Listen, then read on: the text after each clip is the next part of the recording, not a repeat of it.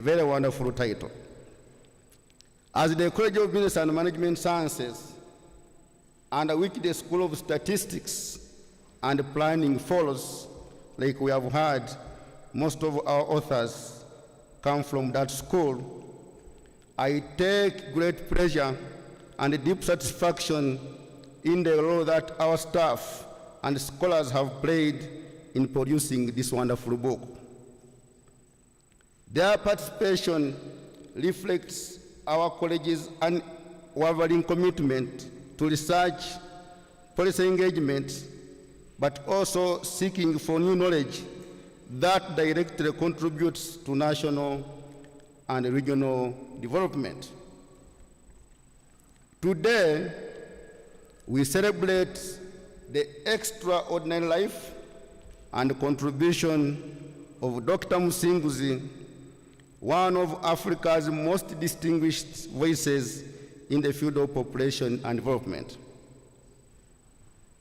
This publication is a testimony to the strength of collaboration between Population and Social Development Institute, Psdi, and the college as well, but specifically School of Statistics and Planning. Colleagues, can you clap for yourselves? Which remains a hub of excellence in population studies and demography, statistics, and development research in Africa.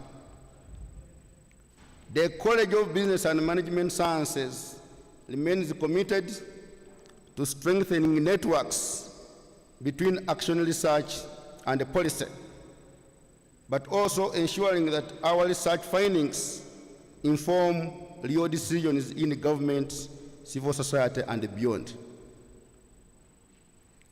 The collaboration that produced this volume of the book between scholars, policymakers, and practitioners demonstrates that when knowledge and leadership unite, definitely transformation happens. Allow me to extend our sincere thanks to so many participants in this journey, particularly Population and Social Development Institute for spearheading this initiative. The editorial and coordinating team, led by colleagues at School of Statistics, for the great job well done. And of course, to our employer, Makerere University Council, Makerere University Central Management, for their continuous support for research that bridges academia and national development. To our mentor, Dr. Musinguzi, we sincerely thank you for your mentorship and the visionary service to humanity, and a lot has been said in that direction. On behalf of the College of Management Sciences, I congratulate you and all contributors to this book for this remarkable achievement. May it continue to inspire dialogue, scholarship, and innovation in our academic discourse and beyond. Thank you all for being part of this historic celebration as we build for the future. With great pleasure now, allow me to invite my boss, the Vice Chancellor of Makerere University, to come and give her remarks, not his, her remarks. Thank you so much for listening.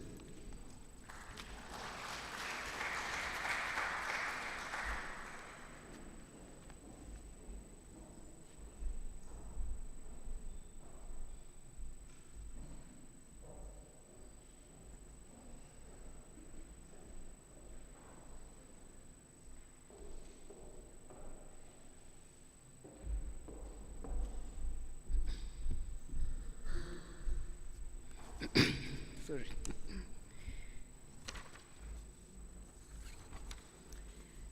The chief guest Honorable David Bahati, Minister of State for Trade, Industry and Cooperatives, distinguished ministers and members of Parliament present, Dr. Jotham Musinguzi, honoree of today's book, that's a new term for me, Professor Ezra Suruma, our Chancellor, our beloved Chancellor Emeritus of Makerere University, a distinguished economist and champion of the parish development model, PDM as we know it today, the chairperson and members of the board of the Population and Social Development Institute, development partners and members of the diplomatic corps, representatives from government ministries, agencies and departments, and members of the academic and research community, civil society, private sector leaders, friends, colleagues, and mentees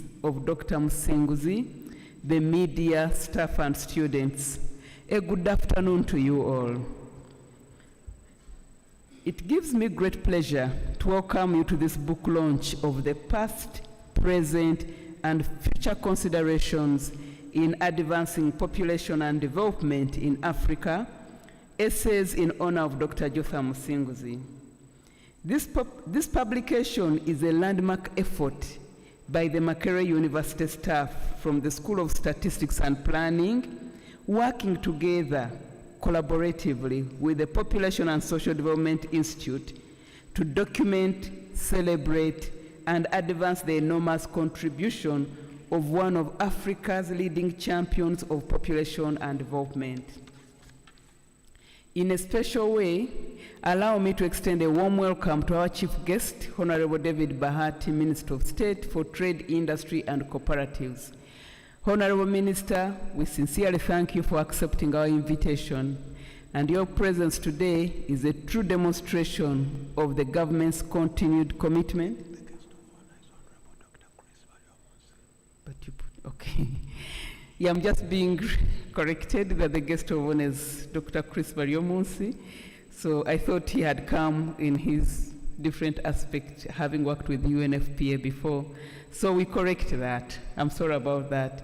In a special way, allow me to extend a warm welcome to our chief guest, Honorable Chris Baryomunsi. And being a friend, I think you'll forgive me. Yeah. And so, Honorable Minister, we sincerely thank you for accepting our invitation. Your presence today is a true demonstration of the government's continued commitment to advancing population, development, and the use of information and technology for national progress. In the same spirit, I welcome Professor Ezra Suruma, Chancellor Emeritus of Makerere University, a distinguished economist and architect of the parish development model. Today, we celebrate Dr. Jotham Musinguzi, a visionary whose work has influenced policy and practice in Uganda, Africa, and the entire globe. We welcome you back home, Dr. Musinguzi, to your alma mater, which is Makerere University. Yes, that's in order, thank you. Ladies and gentlemen, Dr. Musinguzi has significantly contributed to saving lives at the national and international levels. He was the very first MPH graduate of the School of Public Health in 1991. Trained in medicine as an obstetrician, he was recruited in the fight against HIV/AIDS in Uganda at a time when the disease was a greater problem in Uganda than in any other country. Additionally, Dr. Musinguzi is credited for teaching and mentoring students at Makerere University. It is remarkable that some of his former students have been inspired by his admirable service and contribution towards their career path and to the field of population and development to write a book to celebrate him. We indeed rejoice that Dr. Musinguzi is here with us today to witness this book launch in his honor. For over 3 decades, he has stood tall as a voice of reason and leadership in population. He has further proven remarkable in championing sexual and reproductive health, gender equality, and youth empowerment. Through his guidance and mentorship, Uganda has remained a leading advocate for international conference on Population and Development Program of Action and the Sustainable Development Goals. His service at the National Population Council and other regional bodies has left a lasting mark on the continent's approach to human development. This book is therefore not only a tribute to Dr. Musinguzi's lifetime of achievement, but also a resource that will inspire policy, research, and innovation in years to come. The Population and Development Institute deserves our sincere appreciation for spearheading this initiative. Agenda examining where we have come from, where we stand today, and where we must go. Such work strengthens the bridge between academia, policy, and society, a bridge that Dr. Musinguzi himself has walked with distinction. As a country, Uganda's development depends on how well we manage our population dynamics and harness our human capital. It's therefore encouraging to see institutions such as Psdi taking lead in documenting evidence, producing knowledge, and engaging partners for inclusive and sustainable development. The collaboration between Makerere University staff and Psdi that has led to this book is proof that research and policy can and must go hand in hand. Allow me therefore to congratulate Dr. Jotham Musinguzi for his exceptional contribution to scholarship. We thank you very much, sir. Policy and human development. We celebrate not only your accomplishments, but also your humility, mentorship, and enduring belief that people are the true drivers of progress. To the editorial and organizing team at Psdi, the contributing authors at Makerere University School of Statistics and Planning, and all partners, we congratulate you upon this successful milestone. You have not only honored a national icon, but also produced a resource that will guide the continent at large. And maybe at this point, I just want to note that this is actually not the first time the School of Statistics is doing that. A few years ago, we were here to celebrate the late Professor Ntozi, again through a similar initiative. Except then, I don't remember whether Psdi was a partner or it was a different partnership. But we shall get to know as the afternoon unfolds. So to all our distinguished guests, thank you for joining us in celebrating this momentous occasion. May this book serve as both an inspiration and a call to action, to invest in our people, to nurture knowledge, and build a prosperous Africa for generations to come, as we build for the future, for God and my country. Thank you very much.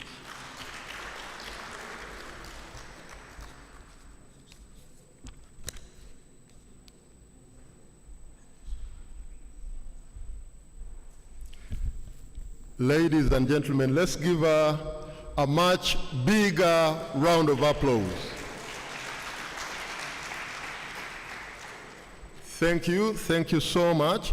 I would also like to recognize the presence of Dr. John Sekamate, who has worked with Dr. Musinguzi for a number of years. Kindly stand up for recognition. We are now moving on with our program to our next speaker, and we are supposed to be having the chairperson of the Board of Directors of the Population and Social Development Institute. Unfortunately, he could not join us this afternoon due to other engagements. So permit me to invite Mr. Omwa Samson Samuel to come and represent him. As he's coming, Mr. Omwa works with the National Planning Authority, where he serves as the Assistant Coordinator for the SDGs in Uganda, and previously we served together at the National Population Council, where he was the Acting Director General after Dr. Musinguzi went into retirement. I will be recognizing Dr. Musinguzi's family. But for now, Mr. Omwa, you have the microphone. Thank you, our Director of Programs.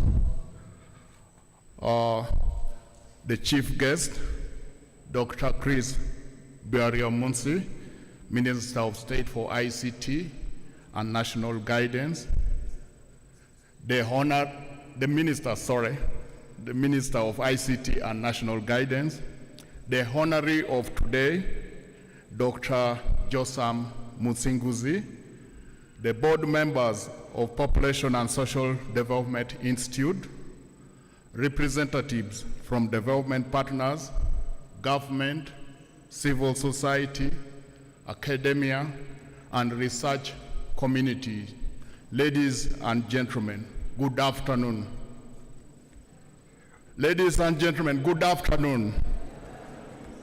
Yeah, we need to do much better. We are launching a book of an illustrious son of Africa.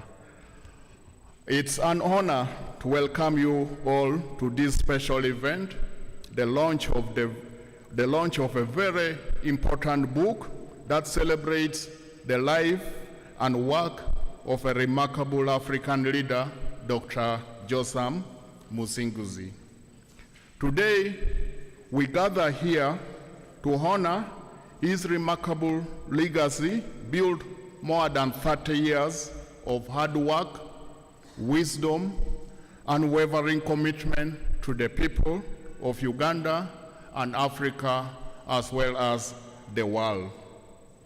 Dr. Jotham has stood as a true champion of sexual and reproductive health for young people, for women, and for policies that put people at the very center of development. This book is a celebration of that legacy. It brings together voices from across the continent, as the previous speakers have mentioned, experts across the continent, leaders and friends who have walked this journey alongside Dr. Musinguzi. Through these essays, we are invited to reflect on our past, to understand where we stand today, and to envision what lies ahead of population and development, not only in Uganda, but in Africa and globally. At Population and Social Development Institute, we believe that population issues are not just numbers, they are about real people, real lives and real futures. And Dr. Musinguzi has always reminded us of that truth. This event is also a call to action. As we celebrate his contribution, we should ask ourselves, how will we carry this work forward? How will we ensure that every young person has access to education and health? How will we build that fair, inclusive, and forward-looking environment around us? This is why we are so grateful to your presence today. You represent government, civil society, academia, the private sector, and the media, that the very partnership we need to keep this mission alive. Permit me to take this opportunity to thank our partners and supporters who have helped us make this book and this event possible. Your support will help us share these ideas widely with libraries, universities, policymakers, and communities across Africa and the whole world. Lastly, Dr. Musinguzi's journey shows us that one person's dedication can light the path of many. Today, we honor that light and we commit to keep it burning brightly for generations to come. Thank you, Dr. Musinguzi. Thank you, Psdi team, and thank all of you for being here and for believing in a future for Africa. May God bless you all. Thank you.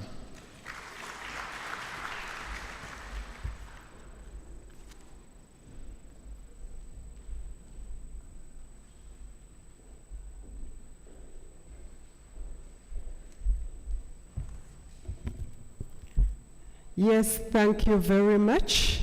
That is Psdi, our main organizer, and they deserve the best hand clap. Yes, thank you so much. In a very special way, we also have the Deputy Country Representative, UNFPA, Mr. Daniel Alemu. Let us welcome one of our partners from UNFPA to also give us some remarks. And after that, we'll get into the book launch. Welcome, UNFPA.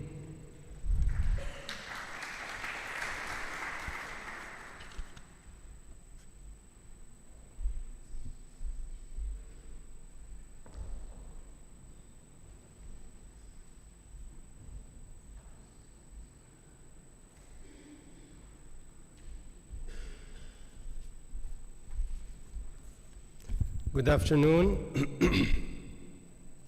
It's really a distinct pleasure to be here this afternoon with all of you.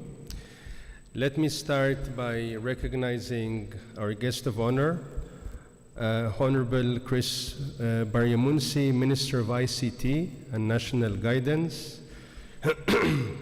the Vice Chancellor of Makerere University, Professor Barnabas Nanagwe, of course, our honorable members of parliament who may be present and with us today. Very importantly, our honoree, Dr. Jotham Musinguzi, who is recognized here today. Other government officials here present, members of the academic community, ladies and gentlemen, students, all protocols observed. I'm truly honored to be with all of you this afternoon to appreciate and recognize the contributions of Dr. Jotham Musinguzi on his dedicated service and commitment to population and development. And I think the book launch today very well encapsulates his achievements and contributions to this field over the last 4 decades. Dr. Jotham Musinguzi has been one of our strongest pillars, a towering figure in the field of population and development. And as UNFPA, we recognize him for the role that he has very effectively played in coordinating our country program as well as the government of Uganda's population policies here. Dr. Musinguzi has been an advocate, champion and leader on population and development, family planning and sexual and reproductive health issues more broadly. He has always been an extremely valuable counsel to all of us and to me personally as we work together to lead and champion the SRHR and the population agenda here in Uganda. As chairperson of the National Medical Stores, Dr. Musinguzi has always stepped in to ensure, for example, that commodities reach the last mile and the most underserved communities in the country. He had helped advocate very effectively for the government of Uganda to increase its investment and financial contribution to sexual and reproductive health and family planning. Of course, also as Director General of the National Population Council, we have had very regular interactions to ensure indeed that no single Ugandan is left behind as far as sexual and reproductive health services are concerned.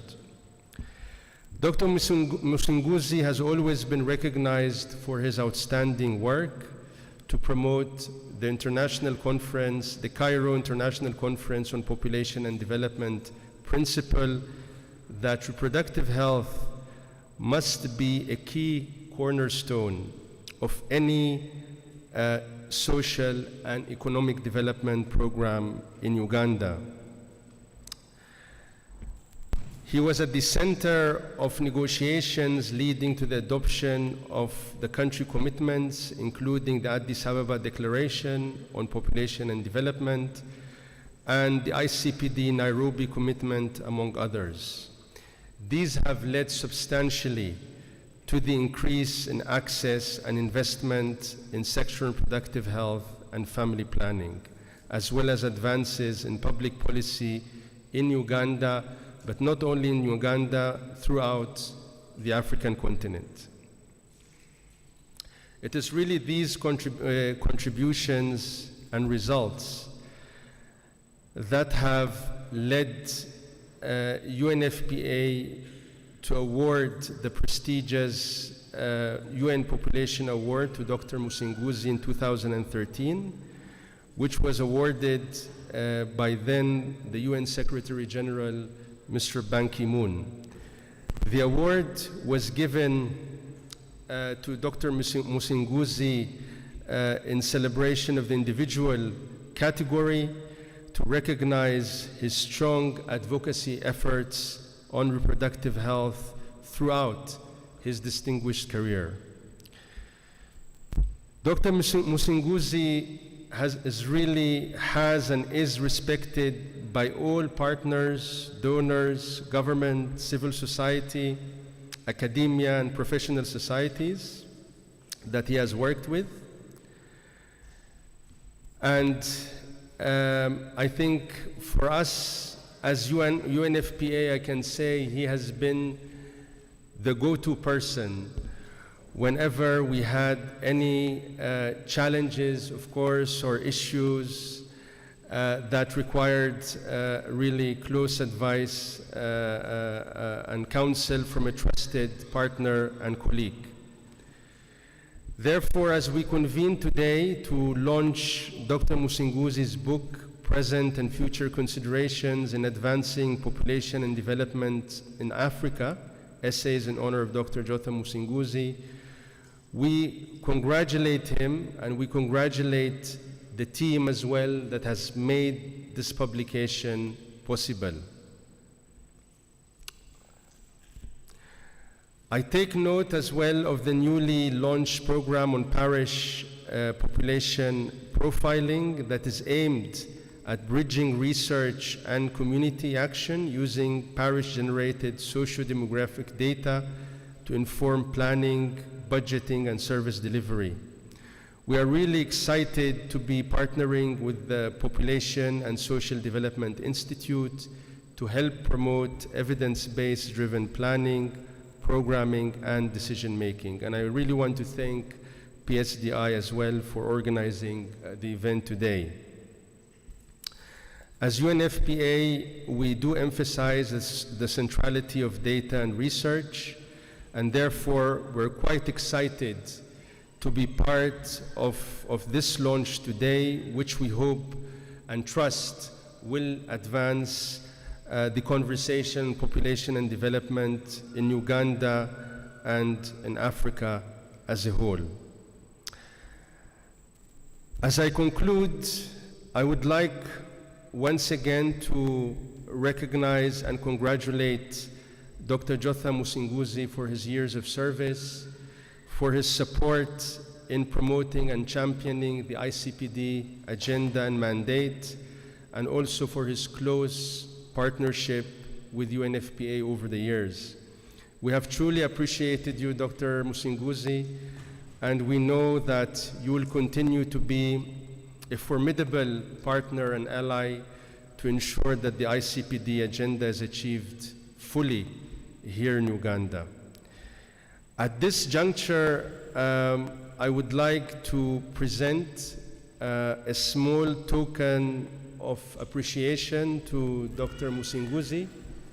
I don't know if we are ready with that. Yes, thank you very much. I hope that is okay.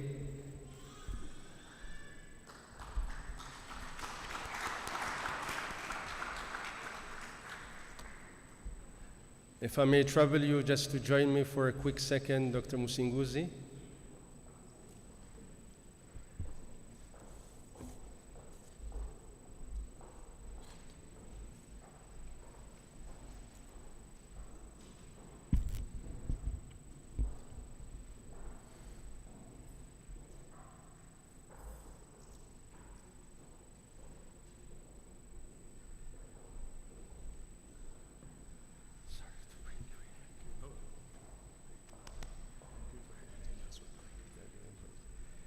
So I think we can maybe start with the plaque, if that's okay. I think we don't have a traditional plaque. It's a unique plaque taking into account also the very vibrant art culture here in Uganda. And that's very much becoming of the unique personality that Jotham is. So maybe Juliet, if you can.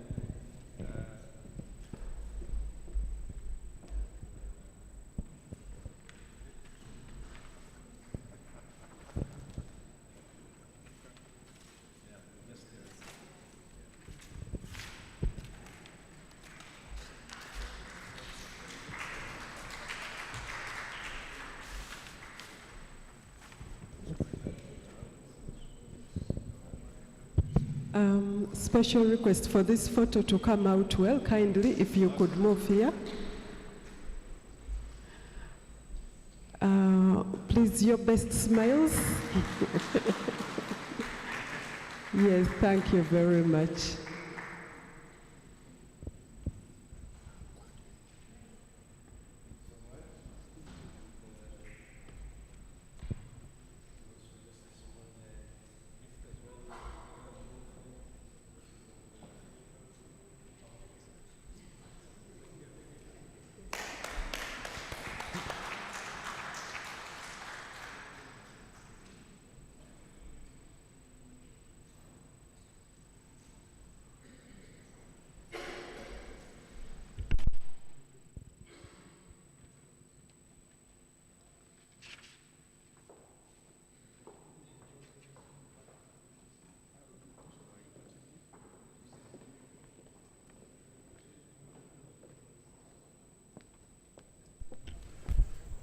Ladies and gentlemen, let's give UNFPA a very, very big round of applause. We want to thank UNFPA for the gifts, but also over the years, they've offered a lot of support to the population program in this country, and for that reason, we hope that as we launch the parish population profiling project, they will continue supporting us. So let's clap for them again.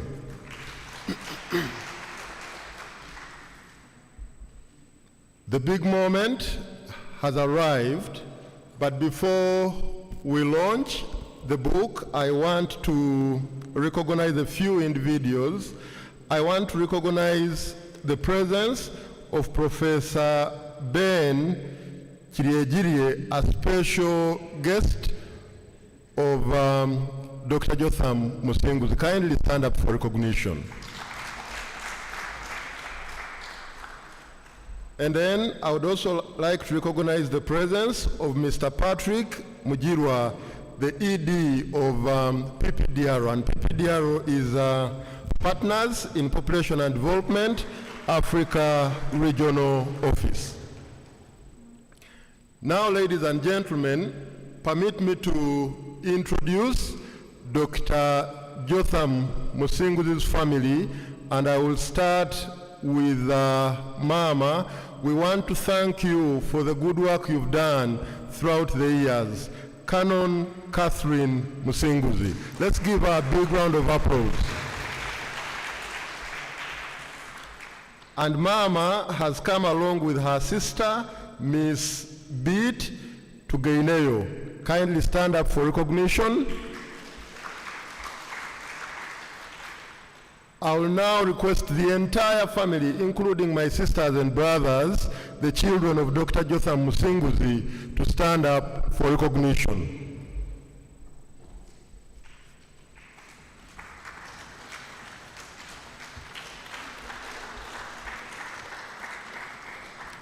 Thank you, thank you. Distinguished guests, ladies and gentlemen, the book we are launching today is more than just a collection of essays, as my colleague, Dr. Musinguzi said. This book is a scholarly tribute to Dr. Jotham Musinguzi, who is a pioneer in the field of public health, population, and development across the African continent. I have read the book, and the essays in this volume reflect on both the achievements and ongoing challenges in the population and development field in Africa. And the book offers deep insights, policy recommendations, and practical approaches, all of which are rooted in the values and vision that Dr. Jotham Musinguzi has championed over the years in his illustrious career. So as we move on to launch the book, let's clap for him. Now permit me to invite our guest of honor to come and launch the book, Honorable Dr. Chris Baryomunsi. Kindly join me on the podium. I would also like to invite Dr. Jotham Musinguzi to come along. Professor Ezra Suruma, we're honored to be with you this afternoon. Kindly join us as we launch the book. And I would also like to invite Professor Sarah Sali, the Acting Vice Chancellor of Makerere University, to be part of the entourage that is going to launch the book. Professor James Wakadala, the Acting Principal, College of Business and Management Sciences, Dr. Ruth Nalumaga, and then Dr. Margaret Banga, the Dean, School of Statistics and Planning, plus all the authors who are here this afternoon. Kindly join us as we launch the book. I'll also invite UNFPA, our very good friend, Mr. Daniel Alemu and Mr. Patrick Mujirwa. Kindly join us on the podium for the launch.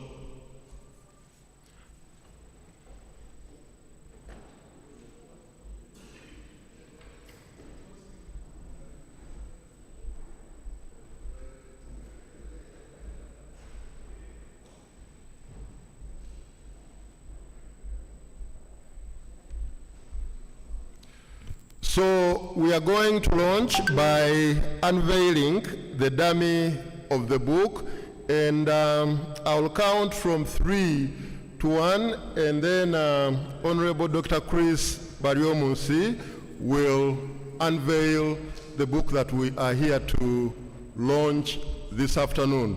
Can you kindly count with me? We go 3, 1.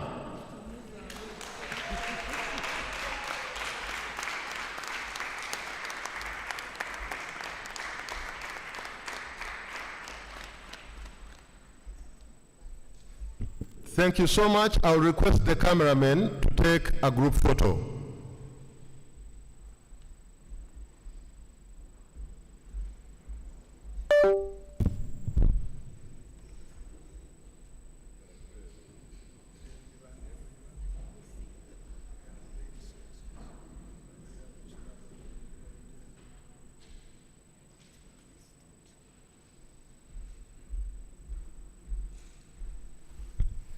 Thank you so much. That's enough. I'll request that we resume our seats, and I would like to thank our guest of honor for launching the book. Guest of honor, before you leave, could we have at least the family, Dr. Jotham? All right, the people remaining there, kindly remain where you're standing. May we also have the family join in that photo? The family in 2 minutes, please join that photo. Fantastic, thank you so much. The family of Dr. Jotham Musinguzi, please join the photo. Yes, it is a very special day for Dr. Jotham Musinguzi, but when I was reading his profile, I was also informed that he values the family. So let us welcome the family to be part of this historic moment.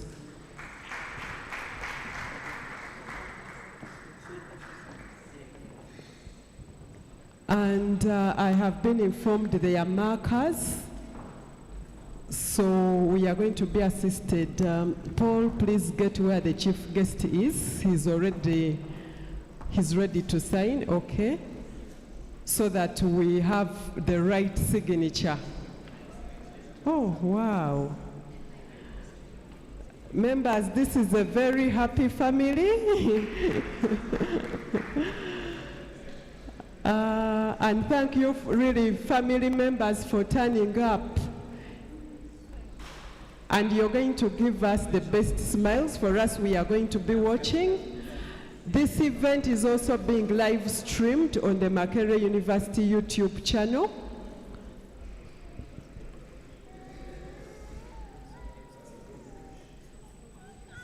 Just a minute, Paul, Fahad, I need someone to help me move that podium because people are not seeing.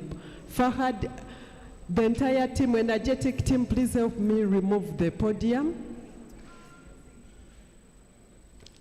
Quite fast, I need people to...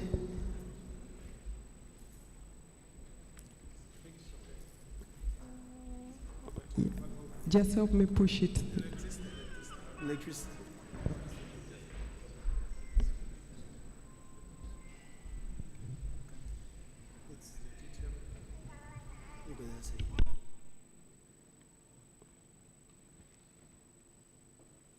Members, you'll bear with us. That is what happens when we are celebrating an icon.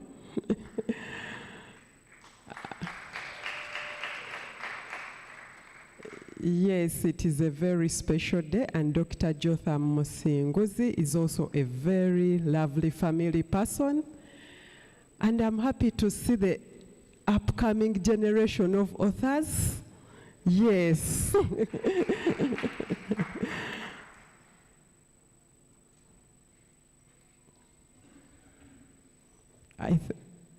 In a minute, just 1 minute, kindly face the camera with your best smile. Yes, and the chief guest is supposed to help us. Where is the marker?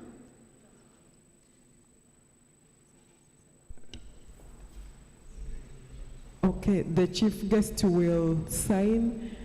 The Vice Chancellor of Makerere University, represented by Professor Sarah Sari, will also sign.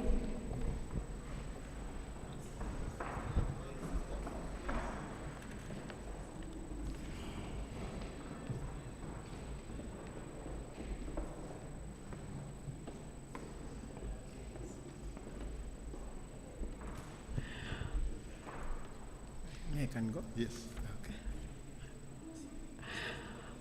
Dr. Jotham, we are humbly requesting that you, as you sign, you face the camera crew.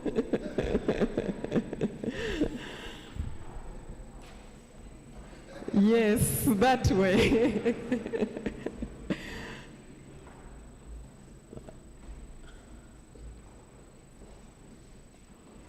Yes, over to you, over to you, Charles. Thank you so much, Rita. And we want to thank our guest of honor for launching the book. And now that the book is launched, I'm going to request the ushers to distribute the QR code so that we can access the book online. Kindly ensure that the QR code is well distributed.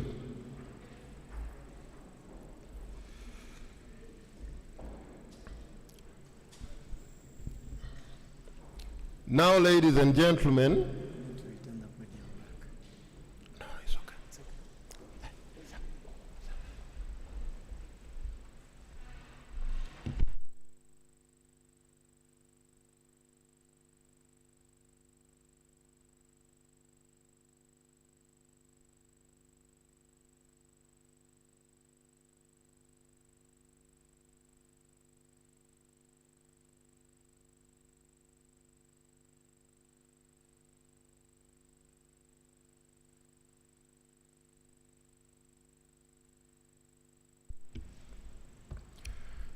Ladies and gentlemen, I would now like to briefly talk about Dr. Jotham Musinguzi. I know a lot has already been said, and I may be repeating some of the reflections that have been made, but before that, I want to recognize the presence of Mr.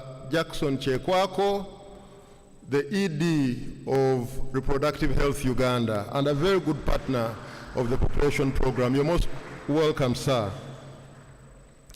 So, ladies and gentlemen, Dr. Jotham Musinguzi is a public health physician by training with a lifelong passion for advocacy for health, population, and development issues. He began his career as a lecturer in obstetrics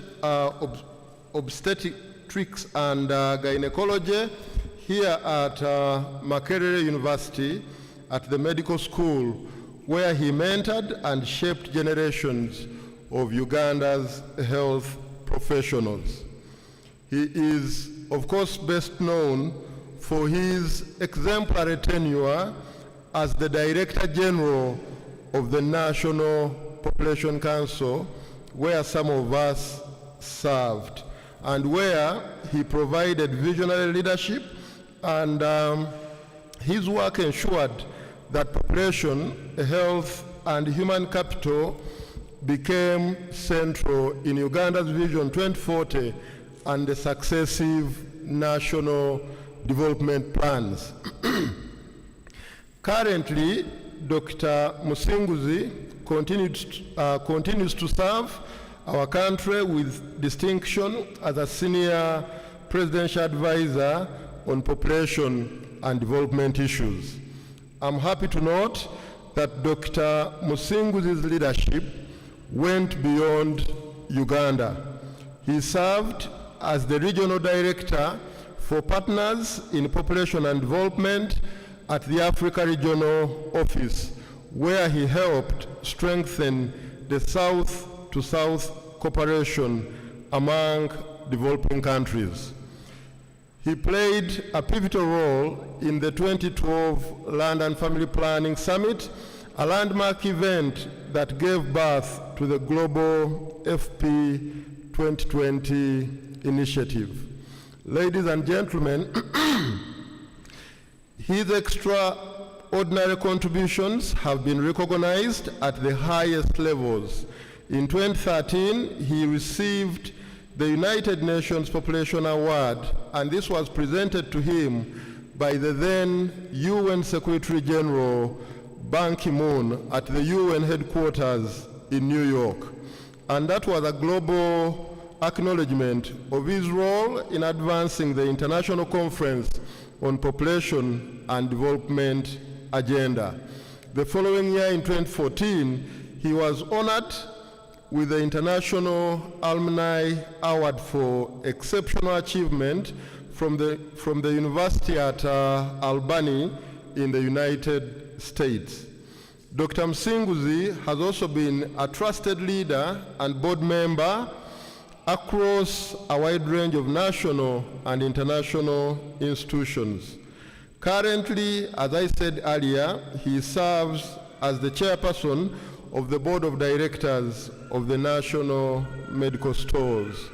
And over the years, he has also served on the boards of the Commonwealth Medical Trust in London, Psdi Uganda, Women Deliver in New York, the Guttmacher Institute, the Population Council of New York, the African Population and Health Research Center in Nairobi, the International Council on Management of Population Programs in Malaysia, as well as having been president of the Uganda Medical Association. That is the gentleman that we are here to celebrate this afternoon. And ladies and gentlemen, I request that we give him a standing ovation as he comes to address us. Let's give him a big round of applause.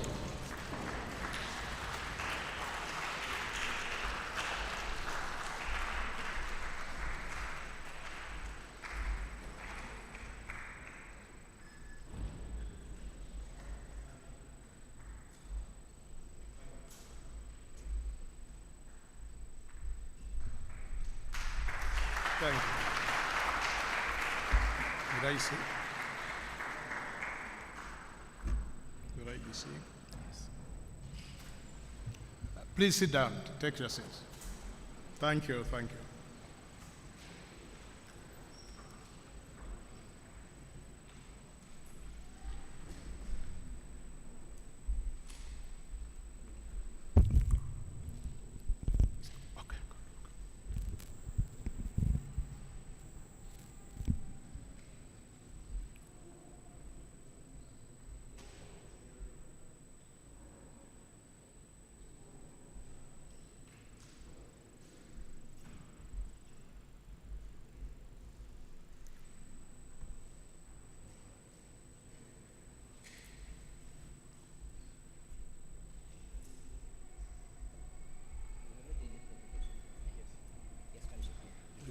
You control from there? You want me to read? Just press. Yeah. Yes, press which one? Which one? This one. Which one? Okay. No. Okay. The chief guest, Honorable Dr. Badwemunsi, Professor Ezra Suruma, Chancellor Emeritus of Makerere University, the Vice Chancellor. At this point, allow me to stand on the protocol already established by the previous speakers. Ladies and gentlemen,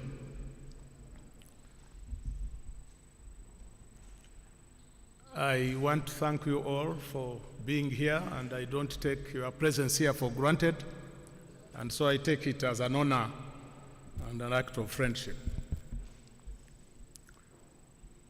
I am going to talk about the journey. That's the topic that I was given. And Dr. Mushomi and your team at Psdi, thank you for all the work that we've done. Gloria, Mzee, and the others. I can't mention everybody. Thank you for the work that you did in order to have this day come to fruition. Our guest of honor, I am going to talk in a rather unusual way. I'm going to use slides, but please bear with me because I have reasons why I want to take it this way. And maybe I can see Sekamati is looking at me.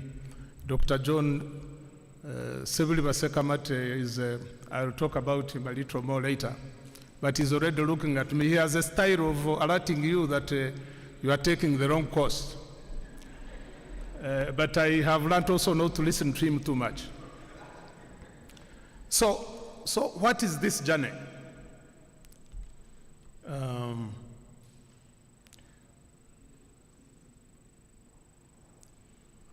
If in this journey I have been able to see far, is there a graph there? If I have been able to see far, it is because I stood on shoulders of giants. And Sekamate, I hope you realize that you may be part of those giants that I stood on their shoulders. And I believe that people here in this hall, but even those who are outside, by the time I'm done, you realize that I indeed stood on shoulders of giants. But this journey in 1957, I was born in Kawari near Professor Chirejera's home where he is. My father decided to leave and go to Chinchizi. Ambrose, you are looking at me with, you want him not to tell the story? I have some old friends here who, me and them, we come a long way. Ambrose Akanoda, you are not introduced. Please stand up and recognize you. I told you I'm going to speak in a very unconventional way.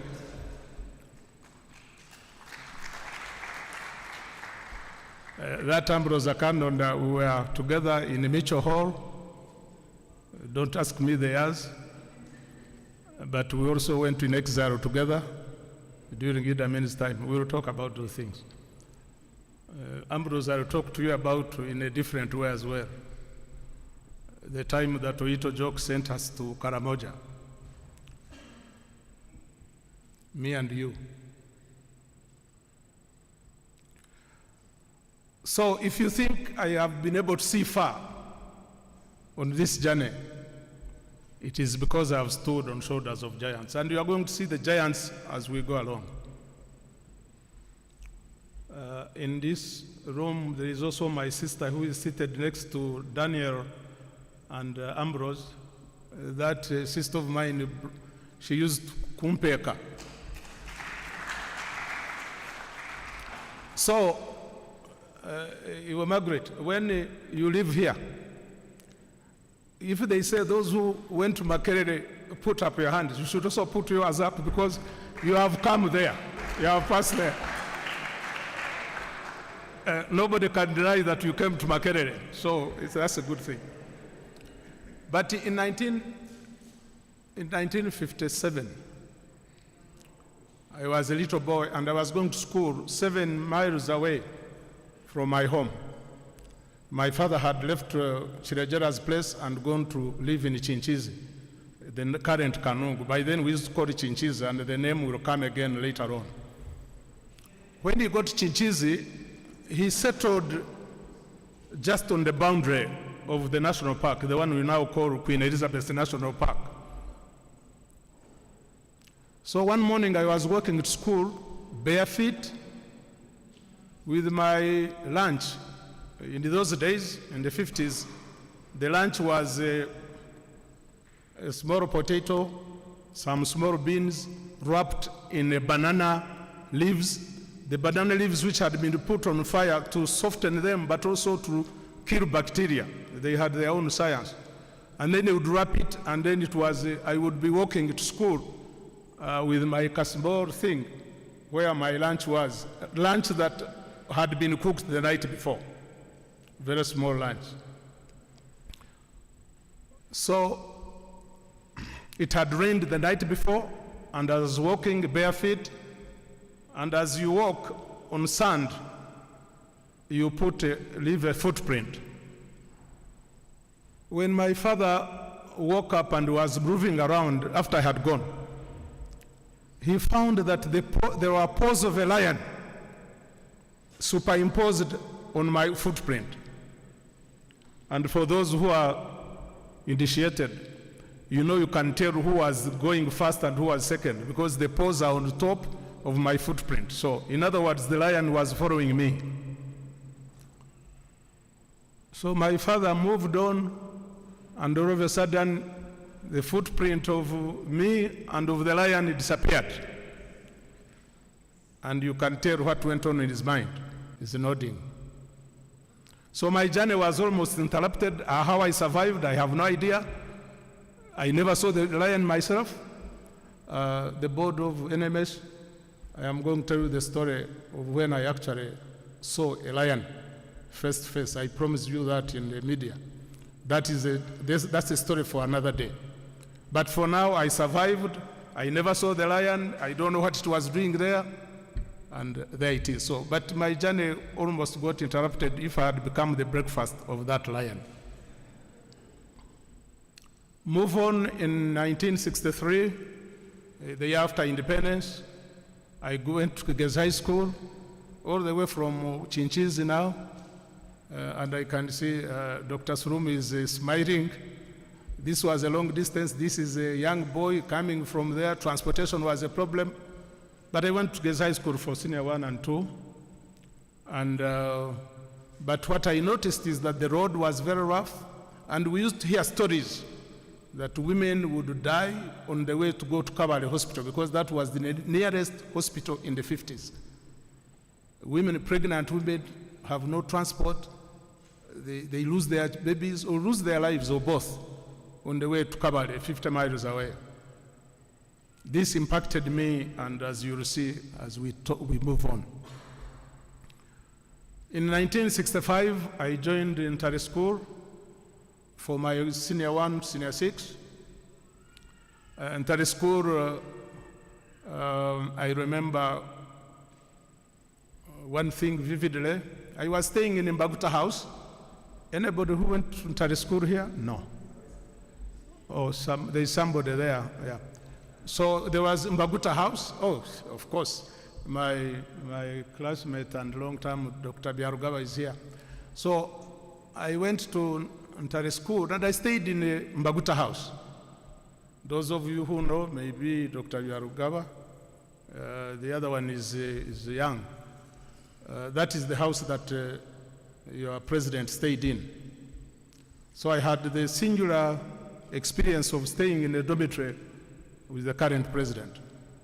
He was in senior classes, I was in junior classes, but we had a bit of interaction, limited as it was because he was in senior classes.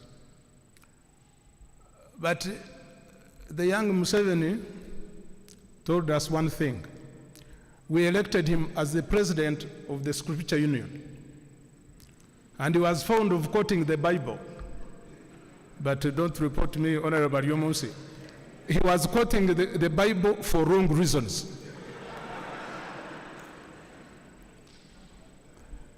I am whispering. This president told us that we should disobey the Bible.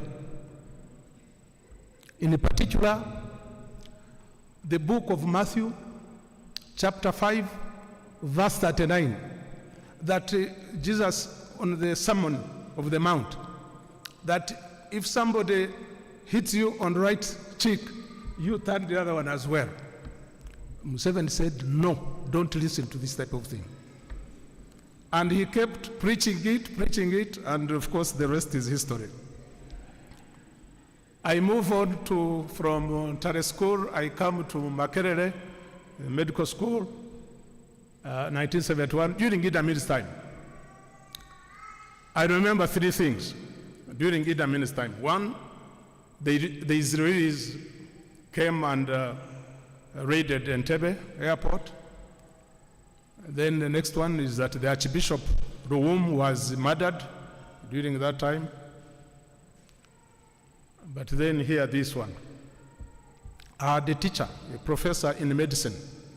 I will not mention his name, he's Professor X. He came from Kigezi. He learned that I was coming from Chinchizi. And he used to comment that even people from Chinchizi can now enter the medical school. And so because of that, when he would be asking people to answer questions, he would skip me. He would say, you, yes. When he reaches me, that for me, I didn't know. So one day I decided to surprise him. When they were going round, I put up my hand. He said, you, okay. He said, you want to answer? I said, yes. I answered, and I answered correctly. He said, you have guessed right. He couldn't believe that I knew what I was talking about. And as I said, I'm not mentioning the name of that professor of mine. Anthony, are you on the slides? Okay. Then, of course, we finished. I was with Dr. Biarugaba there. We're in the same class, and Professor Keijuka is there. You can see them. And we finished after internship. I got married to my wife, Catherine, and things were tough. So we decided to go to exile in Kenya, and we stayed in exile until Idi Amin was removed.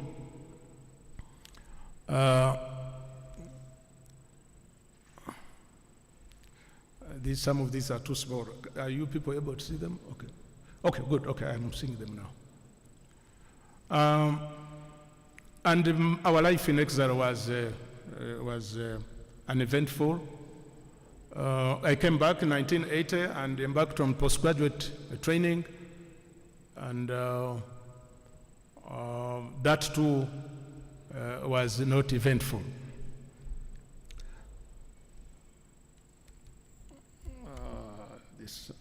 Are you sure I can manage it?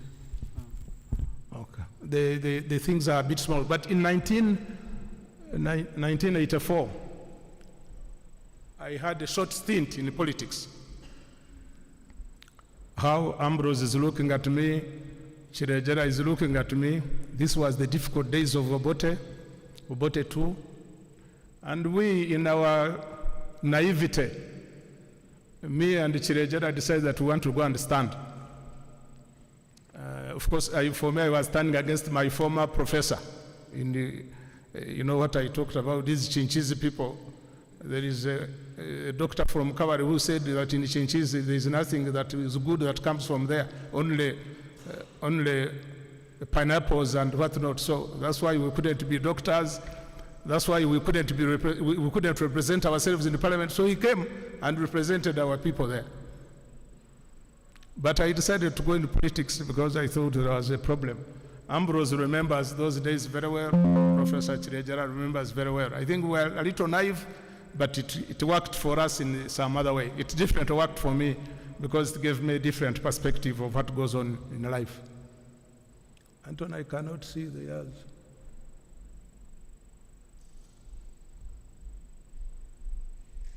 Where is the... No, it's here. You can't even see also. Okay. Then, of course, the short stint in politics was to help me learn how you can also deal with the politicians. And Ambrose is smiling. We had tough times together during those Obote days. We were very adventurous. Of course, we nearly succeeded. Ben and I did. Ben was in a Kawari standing. I was in a Kanungu standing. We never went. It never worked. Ambrose was there laughing at us that we were misguided, but we did that. Then, in 1987, something else happened which had a great importance in my future. There was the World Bank, together with WHO, organized a major conference in Nairobi called Safe Motherhood Conference. And since my research at postgraduate had been on family planning and safe motherhood, I was sponsored to go. When I got there, I met many people, but I met two important people who were to play a role in my life later on. And these are probably some of the giants that we talked about. There was one Professor Hans Losling from Karolinska Institute. He was a public health physician, but had a background in demography as well. So when we were discussing, he said, since your interest seems to be the same as mine, I'm going to connect you to a professor in New York who would help you to eventually go for public health if you wanted. And lo and behold, a couple of years later, I headed to New York and I went and studied public health, but also with a stint in the demography. And the other person was Professor Fred Sai, who was also an obstetrician and gynecologist, but working with the World Bank. That guy, Fred Sai, I was later to meet him again, Daniel, when there were the PrepCom meetings in New York by UNFPA. UNFPA, I think I'm going ahead of myself, but UNFPA, I think 1993, put in place a mechanism to prepare for the famous ICPD, the International Conference on Population Enrollment. So they created a PrepCom, preparatory committee, and they asked that gentleman, Fred Sai, to be the chair of it. And he reached out to me, and eventually UNFPA office here also put me on their bandwagon. So we used to go to New York very often, 3-4 times a year to New York, good per diem, but also good discussions in New York.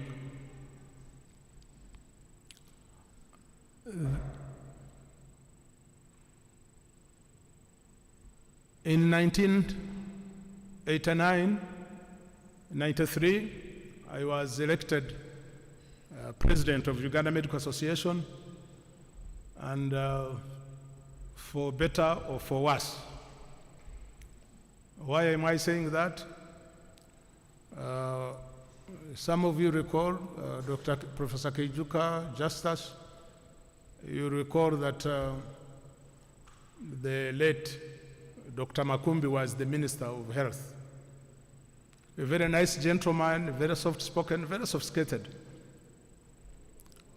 But he was working in the murky waters of politics.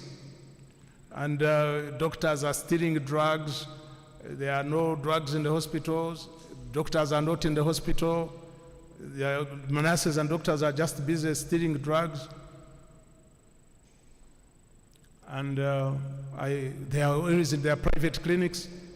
And I was running a very lucrative private clinic in the city center. So when I disagreed with the Minister of Health, and I was very strong, he said, he went and told the president that the president of Uganda Medical Association is the one encouraging doctors to steal drugs, to not to be in their clinics. They are always in their clinics. So that gentleman called me in Rwachitura, and I found he had AK-47 on the table. The name of that machine is called Rwitabagomi. Sorry, Daniel, I can't translate for you. Rwitabagomi was there on the table, and I was with Makumbi. These two gentlemen had been discussing why they had called me. I am the one who didn't know. So what was this Rwitabagomi there for? We talk. Makumbi had 7 accusations against doctors. So the principal said, now, what have you got to say? You can imagine what you say in those circumstances.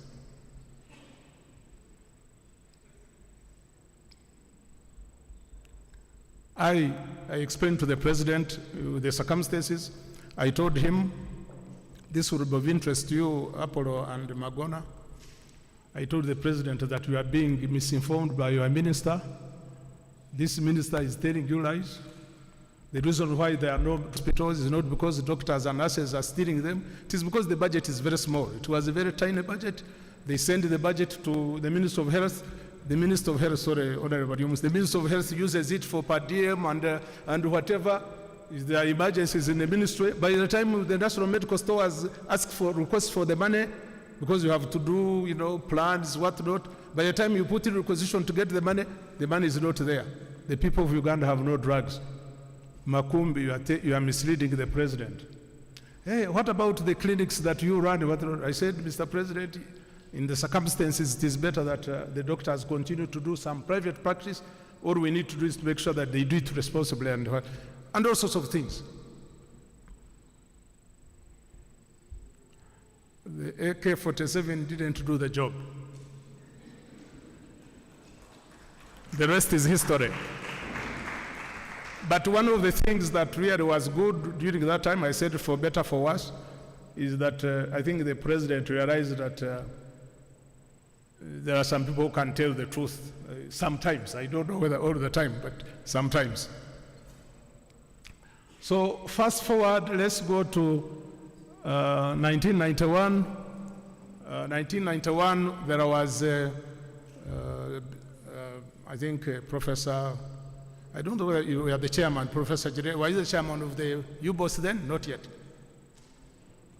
Okay, so anyway, UBOS comes out with the census results, and they were really depressing for those of us who were alert about what's going on. From public health point of view, you see the population there. Can you see those things? Are the figures readable? They are very small, huh? Okay, so anyway, you can see we had, for every 10 children who were born, 1 would die. That is not acceptable. You can see the women who are dying, 523 per 100,000. Women who are delivering in health facilities, only 30%. Immunization was at 37%. Couples had over 7 children per woman. The poverty levels were quite high. For every 2 Ugandans, one of them was living in poverty, and life expectancy was a mere 43 years. We will see as time goes on how maybe some of the policies that we also talked about or supported, together of course with the various partners, the giants that I talked about, made a difference. But that is something that we'll talk about later on. Move on. This thing is moving too fast. Anton, okay. In 1992, the government decided to put in place a committee to draft the first population policy. John was on that, I was on it. The vice chancellor of this university was the chair of the committee, and I was privileged to become the vice chair. But because the vice chancellors are always busy, eventually the work was on my shoulders, and we worked with people like Dr. Sekamate Sebuli were there. Dr. Sekamate has a very good way of, I don't know why he became a scientist, should have been a historian or a literature person, because he knows very good English, very, very good English. But we drafted the policy, and within about 1.5 years it was done, which was very pleasing. As I told you, 1 year later, UNFPA formed a preparatory committee which was going to draft, to prepare for 1994, the famous ICPD. The famous ICPD, as Daniel will tell you, this was the International Conference on Population and Environment in 1994 in Cairo, Egypt. Was very unique. Why?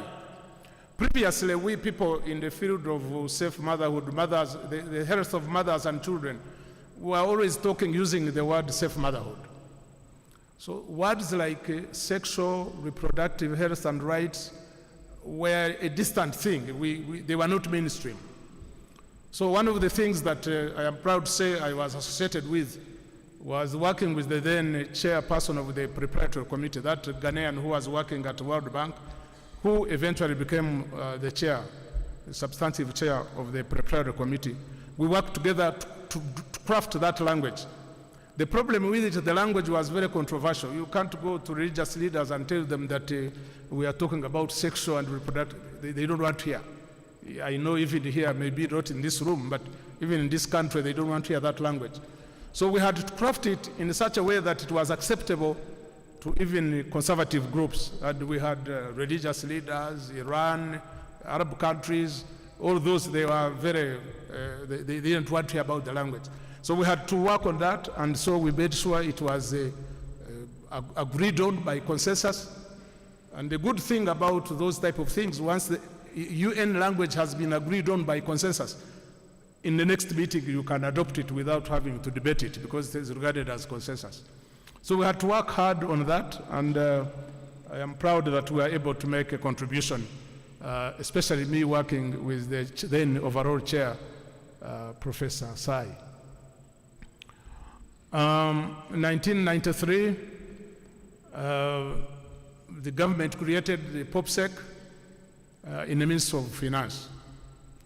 And the location being in the Ministry of Finance, and Professor Ezra Suma will tell you, and I can see my friend Ishmael Magona is also here. Being located in the Ministry of Finance gave you a lot of advantages. This particular one was agreed on by the then PSST, the late Emmanuel Tumusiime Muteregere, who was very strong on making sure that these issues are taken care of. And if Honorable Bahati was here, he would tell you, Emmanuel was so supportive of us that at some point we doubled the budget of our organization in 1 year. We went to him, convinced him that he should double the budget of the population secretariat, and it was done that year. And so being in the Ministry of Finance, Honorable Suruma was a big advantage at that time. The same year, 1994, as Cairo was on, I was also appointed the first director of the POPSEC then, and my appointment letter by the appointing authority was reading that I have appointed you on April 1st, 1996. This is 1994. So when I went to the head of civil service to give me my appointment letter, the gentleman was called, I don't know whether some of you know him, I think he died, Martin Orech. Ben, you remember him, Ambrose, you remember him. He worked in Obote's days very much. Martin Orech, who knew me, but I was much younger than him, he gave me the letter and said, you go and continue being in Makerere, and 2 years from now you can come and take up your job. I looked at the guy. It was the intervention of Emmanuel Musinguzi, who eventually sorted out the things, and the thing had to go back to the president, and the president, but you can see the type of life we also went through. 1995, Sekabate's population policy was adopted by government at cabinet level, and 1995-96, there was a series of UN meetings, Beijing Summit, Istanbul Habitat meeting, and Copenhagen Summit for social development. I attended all these summits, other than the one of Beijing. That's where the president didn't go, but he went in the others. And the good thing is that I had access to the speech writers, and every time we were going, I would make sure that the language in Cairo had a space somewhere, although one time I was rebuked that I was introducing too much of Cairo in some of those speeches. But it was an important thing that year in, year out, these summits would reflect on the issues that we had agreed on. 1997, again, in terms of contribution, Dr. Nafis Sadiq, the then executive director of UNFPA, came and met President Museveni, and she talked about how Uganda was very strong on population issues, and the president was looking a bit skeptical, but he said if that is the case, increase the money for POPSEC.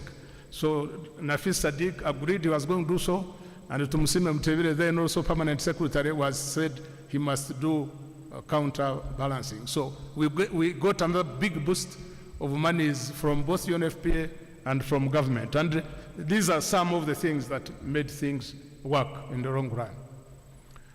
Fast forward 2001, there was a Commonwealth Summit in Brisbane in Australia.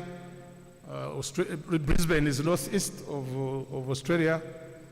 So I had been the president of Commonwealth Medical Trust, and we nominated the president of Uganda to receive the HIV award there, to be presented by the Queen. When I went there to explain to him, he wanted to know why he's being given an award. He said for him, as president of Uganda, he was working for the people of Uganda, not for awards. So what is this for? I said it is for your recognition. If it was not for the Queen, he was not going to take it. But in the process of the discussions, I engaged him on immunization in Brisbane, in Australia, when we were there. During the 1990s, especially it was 92, Uganda adopted decentralization policy. Those who were there who can remember. The decentralization policy meant that planning and budgeting could take place at the district levels. When the district levels were given that authority, almost all of them didn't prioritize immunization. So immunization started coming down tremendously. And we started seeing in hospitals like Mbarara, measles flaring up again. In fact, I had told the president that if you don't believe me, go and visit Mbarara. And he went there, and he eventually found measles had come up the ward. They had even had to expand and get some other spaces for measles problem. So when he learned about this, I told him that immunization is very important. I was coming from a selfish point of view because I wanted immunization to protect the children, and once parents know that children are not dying, then they will produce fewer children themselves. That was my way of reducing total fertility rate. But I also told him that if immunization goes up and children are not dying, life expectancy goes up. Don't ask me the mechanism because it will take forever to explain to you. But life expectancy goes up. And that also attracted him because I was telling him, you see, your people are living for 43 years. We can improve on this by immunization. In the long run, when he came back, he asked me to write a paper for him and to get it to him. And he called all LC5 chairperson, DHOs, whatnot, in an annual conference of health, and he relaunched, he revitalized immunization. And Uganda has never gone back in terms of performance on immunization. 2003, 2007, that period at POPSEC, we mainly concentrated on working with the champions. I recall that we knew we had very poor statistics, and we wanted to partner with the parliament, and I remember Honorable Dr. Wariumus was in the parliament, and we had the parliamentary forum on food security, population and food security, and he was the chair, and we worked with you, the health committee, committee of budget, to make sure that these issues we are concerned about are addressed, and I think it was a very interesting time in POPSEC enhancing its advocacy. 2007, I took early retirement from government and became the regional director of Partners in Population Development, Africa Regional Office, and we established in Yapako a network for parliamentary committees of health in the parliaments of Africa, and we had a forum for reaching out to all members of parliament who sat on committees of health all over Africa, and we were able to reach out to them and so that they can help us on these issues in terms of advocacy. That same year, I also became a grandfather.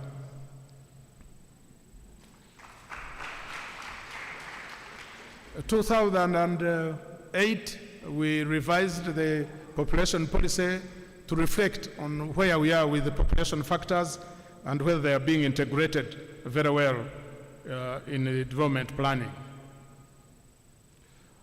2010, the First Lady appointed me to chair the board of directors of African Organization of African First Ladies on HIV/AIDS.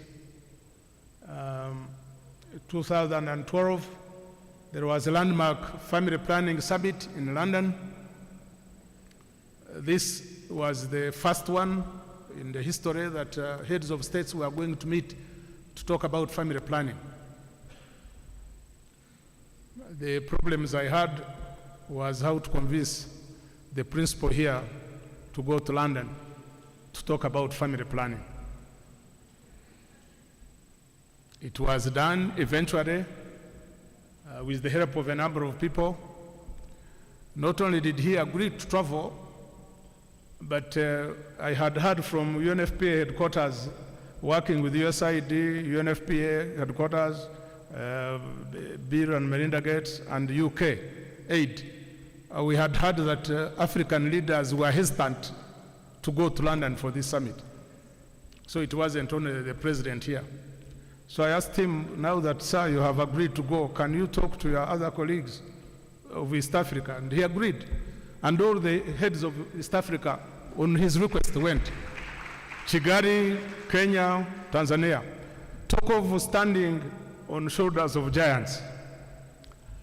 And so, and that was good. No wonder, Daniel, the year after, are you surprised that the UNFPA awarded me the UNFPA award, our global award, basically because I had also helped in moving the agenda a bit forward. So even those awards are for people who stand on shoulders of giants.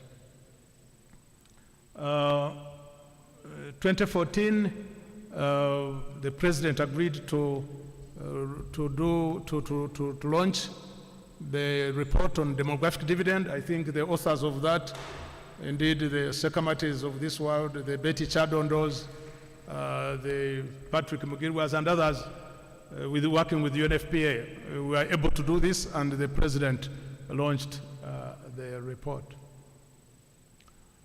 2015, I retired from PPDRO and came back to government as the Director General for NPC.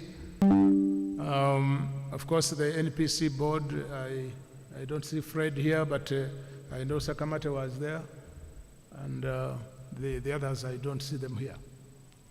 We had three Fs. There was Fred Wabwire chair, there was Fabian there from UNFPA, there was Florence Mirembe. So, of course, John, you are also there, but you are not part of the 3F. Then, come 2018, I was appointed on the board, to chair the board of NMS. I'm about to finish, don't worry. Anthony, can we move? I can't see the others. Then 2019, the UNFPA ED came to visit Uganda, Natalia Kanem, and was received by both the president and first lady. I was there, and Honorable Hati was there also, Honorable Kutesa. I have something to say about that photo, but it's not for this occasion. The population policy was revised again in 2020 and 2022, so at the National Medical Stores, the opening of state-of-the-art of the new Kajansi warehouses, which are able to make sure that we can provide drugs to and supplies to Uganda more efficiently, more effectively. I retired from NPC in 2023, and the president graciously agreed to appoint me as senior presidential advisor on population matters. As I ease out, the census results, are we there, Anthony? Is that where we are now? Yes, the census results 2024 show a bit of difference, and I think those of you who have an eye of faith, you can tell that Uganda has come a long way. I don't care whether you are in opposition or whatnot, but things have happened. They are there in writing. Infant mortality has come down considerably. Women are no longer dying as much. Of course, no woman should be dying. But these are tremendous improvements. You can see our immunization has doubled. You can see the number of children has come down to protect the health of the children and also the health of the mothers. But for Honorable Suruma, the fine economist, the poverty levels have gone down. And for us in the population field, life expectancy has also gone up. For those of you who know, to add 25 years to your life expectancy in one generation is not easy to achieve. Uganda has achieved it. Even Europe, of course, Europe in those years, they couldn't do it. So, but we are doing so because we have better technology. I've talked about what immunization is doing and other things, of course, water and sanitation. But this is fairly remarkable that Uganda has added 25 years of life expectancy in one generation. And so, as my parting shot, let me, is that okay? that map. I have worked with my former professor from Karolinska Institute to give you, the BBC calls it a sneak peek into the future. Have a look into the future. So we've been working on this. This is a map of 2020. So I just described it. So you see Zone 1, the Americas is Zone 1, both North America, Canada, US, and Latin America. Zone 2 is the whole of Europe. Zone 3 is Africa. Zone 4 is Southeast Asia. So what is this? Population pin code 1114. The population in 2020, the population of Americas was approximately 1 billion, plus minus 1 billion. Europe was also approximately 1 billion. Zone 3, Africa, is also approximate, yes, but approximate to the nearest billion is 1 billion in 2020, and Southeast Asia was 4 billion. Next slide, Anthony, or is it me doing it?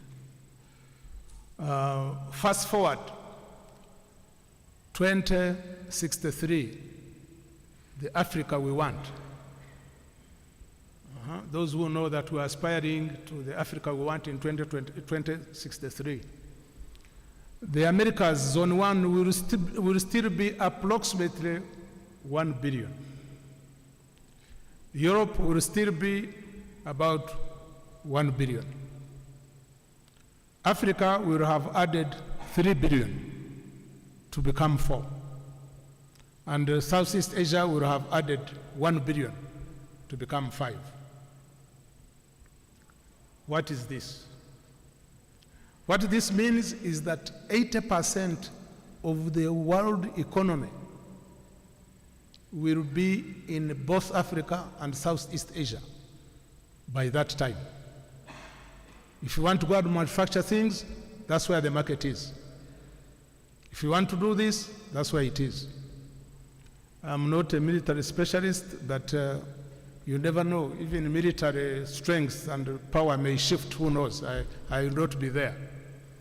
But what is the message here for the younger people? Dr. John Mushomi, Makerere, and others who will be there.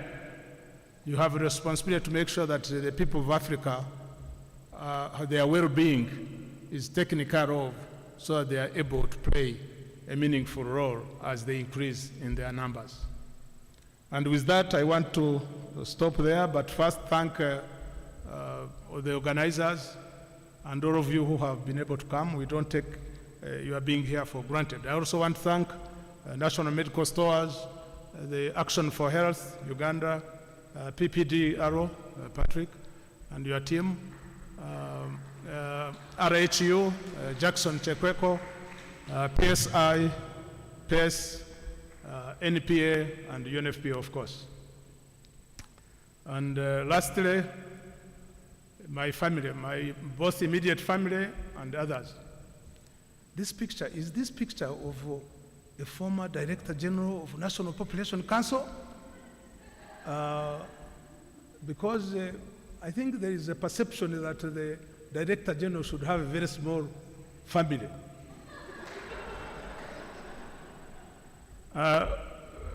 But this picture, it tells you a lot. Everybody is smiling. I want to thank my family, starting with my wife.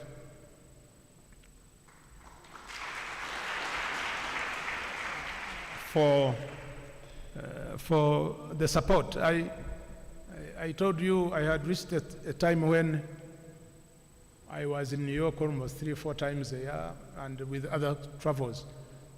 And how would I have managed to look after this family if it wasn't for you? So you stand up and they look at you, how young you are.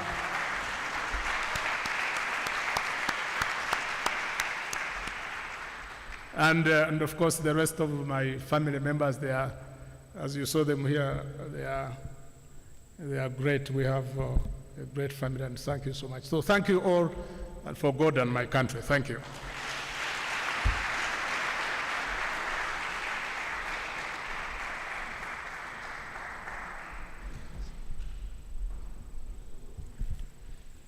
Yes, thank you very much, Dr. Jotham Musinguzi, for sharing with us your journey. And there was a special message for us, the young people. Do you remember the special message? In a minute, kindly turn to your neighbor and request him or her if he or she remembers the special message for the young people. I'm watching. Dr. Jotham passed on a special message to the young people. Okay, that means you were an attentive audience. But it was to do with ensuring that the people of Africa, and I think he mentioned some names, Dr. Mushomi, the authors, and the students of Makerere, and the younger people, to ensure that the people of Africa, there is something to do with their well-being. So at some point, I'll be giving out a gift to remember that message. Permit me in a very special way to recognize Miss Betty Chadondo, who is one of our panelists. I was told she's in the room. Okay, there. Please clap for her. Yes. Professor Makumbi from Makerere University School of Public Health.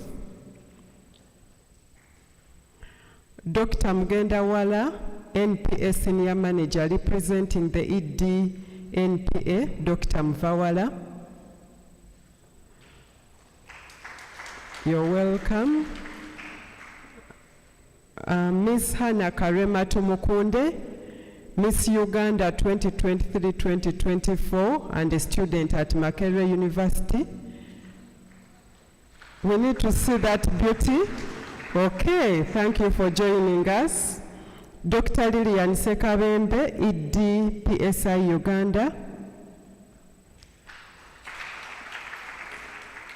You're welcome. And then in a very special way, this function has, you heard Dr. Jotham Musinguzi thanking the organizers, but in a very special way, we are here, courtesy of our student leaders from the College of Business and Management Sciences at Makerere University. First, the College of Business and Management Sciences in the room. Please stand up. Yes, thank you very much for ensuring that this occasion is a success. They are so energetic and they have been able to mobilize and support us in their respective tasks. But there was a special message from Dr. Musinguzi to you, the young people, that you also work. He was once a student and you become authors, so that one time you will be the people standing here and will be launching maybe books in your honor. That is the special message. And yes, thank you. And it's now time to invite our moderator to take over. The moderator is Professor John Baptist Sebuliba Sekamate, founder of the Department of Population Studies at Makerere University. Members, that deserves a befitting hand clap, yes. Let me repeat for emphasis. We are welcoming on the stage the moderator, who is Professor John Baptist Sebuliba Sekamate, founder of the Department of Population Studies at Makerere University. Makerere Ra. Oh yeah. Oh yeah. Oh yeah. Yes, welcome home.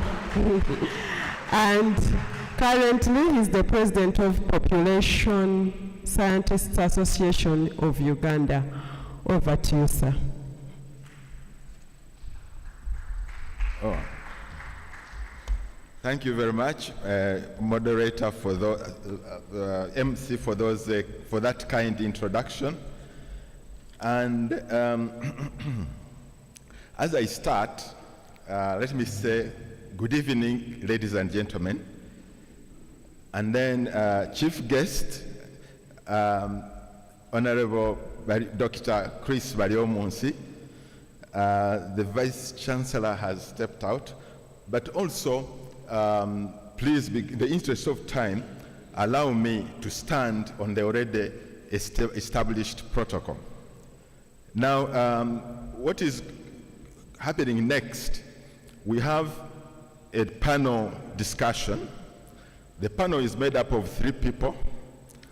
2 of them are online, and 1 is in-house, and that is Dr. Betty Chadondo.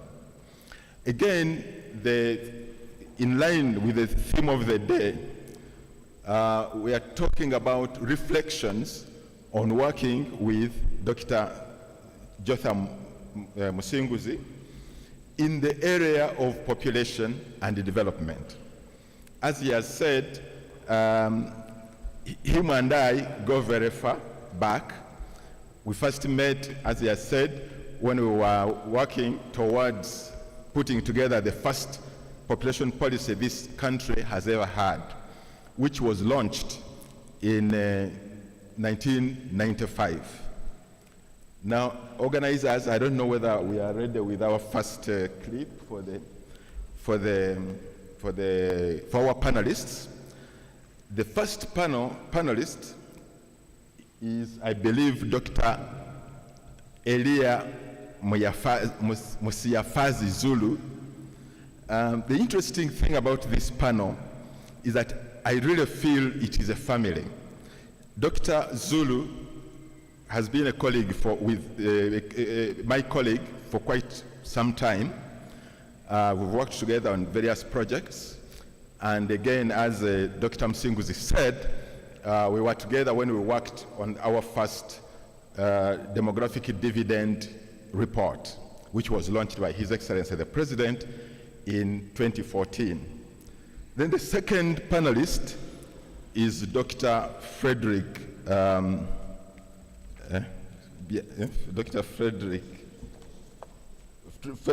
Mugisha.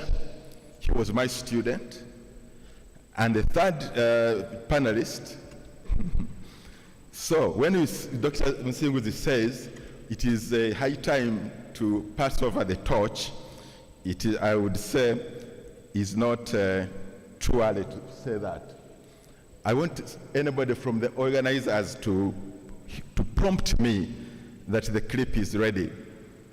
But apparently they are still working tooth and nail to make sure that we get our clip. It's ready. Okay. Oh, it is. We're ready. You are ready. So I just. So this is Mugisha. So our first panelist will be Dr. Frederick Mugisha. So, Excellencies, so what do I have guests, colleagues, and friends. So This is a tribute to Jotham Musinguzi. Today, we celebrate a leader who changed our way of thinking. Dr. Jotham Musinguzi taught us that population is the human story behind every plan, every budget, and every service. Because of him, who, where, and how people live is the starting point of every plan, every budget, and every service. It is not an afterthought. Early in my career, I had the opportunity to work with Jotham together with my former boss, Janet Jackson, at UNFPA Uganda. I remember those days that Jotham and Janet pushed us to integrate population dynamics into the district development plans. It sounds obvious now, but it wasn't then. If a district sits on mountains, the challenge isn't altitude, it's access, it's distance, it's dignity. If a district sits on islands, its challenge isn't water, it's time, it's safety, it's cost. Jotham made us design for these realities. That mindset grew continent-wide. I now work with the United Nations Development Program across the continent. I can confirm that in our technical working group on Agenda 2063, his legacy is visible. It is visible in the bold articulation of the 7 moonshots, which are our continent's milestone for 2033 on our way to the Africa we want. Like many other people, I have benefited from Jotham. I'm very grateful that I was shaped by his quiet and steady mentorship. What we now take for granted, he once argued for. What was yesterday's advocacy is today's common sense. I want to ask the next generation that will take his work forward to inherit his insight and his posture of being firm on evidence, gentle with people, and stubborn about the results. Jotham, thank you for expanding our vision and sharpening our tools. Development is not delivered to people, it is delivered wisdom. May God bless you, your family, and the hands that will carry this work forward. Congratulations and thank you. Your Excellencies, guests, colleagues, and friends, this is a tribute to Jotham Musinguzi. Today, we celebrate a leader who changed our way of thinking. Dr. Jotham Musinguzi taught us that population is the human story behind every plan, every budget, and every service. Because of him, who, where, and how people live is the starting point of every plan, every budget, and every service. It is not an afterthought. Early in my career, I had the opportunity to work with Jotham together with my former boss, Janet Jackson, at UNFPA Uganda. I remember those days that Jotham and Janet pushed us to integrate population dynamics into the district development plans. It sounds obvious now, but it wasn't then. If a district sits on mountains, the challenge isn't altitude.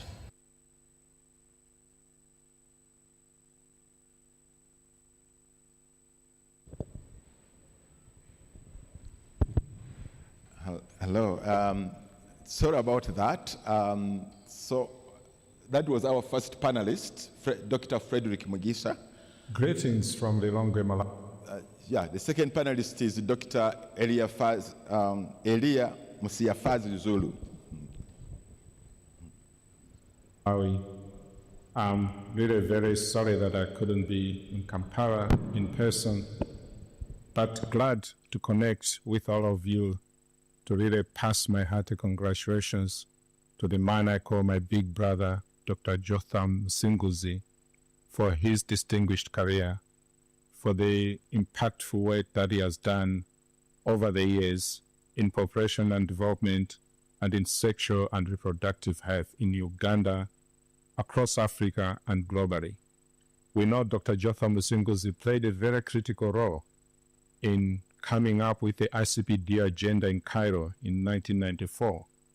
His excellent work was recognized in 2013 when he was given the UN Population Award. This is the topmost award that the UN gives for individuals and institutions for doing excellent work in promoting the consideration of population as a critical development issue. So once again, congratulations, Dr. Musinguzi. But I think for me personally, I remember in 2014, many of you in Uganda remember that we did, AFIDEP supported Population Secretariat and the National Planning Commission there to do modeling for the demographic dividend. And it was Dr. Musinguzi who personally took the results of that report to President Museveni to show him that the evidence that we had all been looking for, to show the development value of investing in people, had actually been produced. And President Museveni came to launch the demographic dividend report. That picture from 2014, in my view, was what marked the birth of Africa's demographic dividend journey. So I just want to say, Dr. Musinguzi, thank you for all you've done for Uganda, for Africa, and for the world. When we talk about the demographic dividend, what are we really talking about?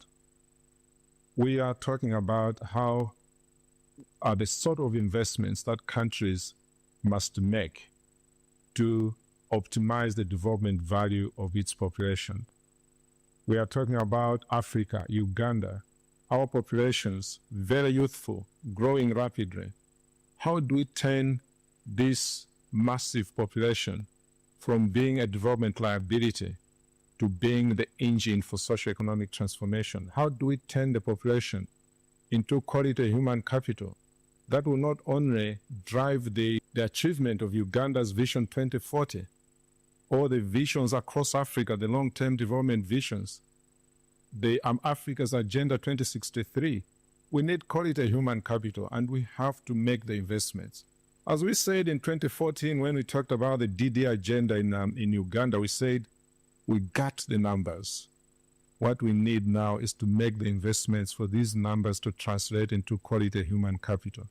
That the big youthful population has to be healthy, it has to be well educated, it has to be skilled, and it has to be economically empowered. If we achieve that, Africa won't be untouchable. And I think that's what we are talking about when we talk about optimizing the demographic dividend. But one has to ask the big question: to do these investments, to make sure that health is going to be prioritized, that there's good education, relevant education, practical education, education that focuses on skill development and so on, as well as to reform our economies, to create more livelihoods and jobs for these young people. Where will the money come from to transform the continent? I think that's the big elephant in the room, because what we know is that the social sectors that are so critical in turning Africa's population into quality human capital are greatly underfunded. And then they have also been greatly dependent on foreign assistance, ODA. Now we know that ODA in health alone over the last few years has gone down by close to 70%, in education by close to 25%. So these systems were already strained, they were already very, very vulnerable. And now on top of that, you are seeing that this resource that a lot of our countries have been relying on is going down. So what should we do? We have been talking about domestic resource mobilization. Let's still push for more money from our national budgets to be allocated to health and education. But we know that the priorities are many, and you can't always just push and say more money for health, more money for education. As we are doing that, we need to start looking at alternative ways of mobilizing domestic resources. We need to bring in the private sector more to support these critical sectors. And look also at other alternative ways of raising money. For instance, looking at diaspora bonds. We have to increase productivity for the tax bracket and the tax base to increase, but we can't do that overnight. What are some of the ways? I mean, you look at mobile phones now and mobile money. Everybody is using that. And those people who are using these facilities also need health care. So bringing in some, small taxes, I know people don't like the word tax, into mobile money and so on, can actually help generate the resources that we need to put into these critical sectors.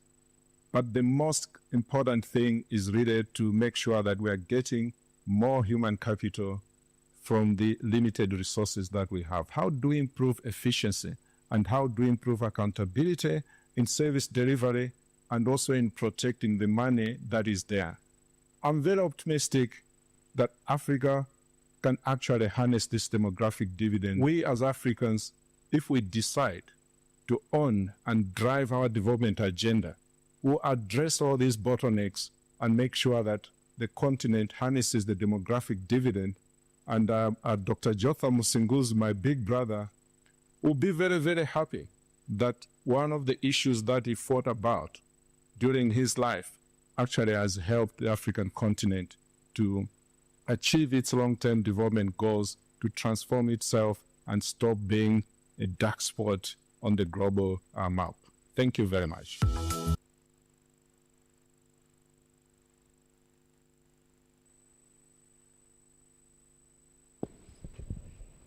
Yeah.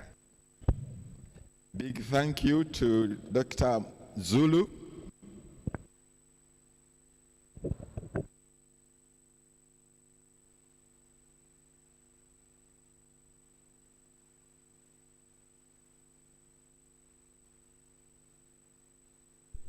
when Dr. Elia was speaking, he reminded me of the time when I was still head of the Department of Population Studies, and Dr. Musinguzi had taken over the directorship of Population Secretariat.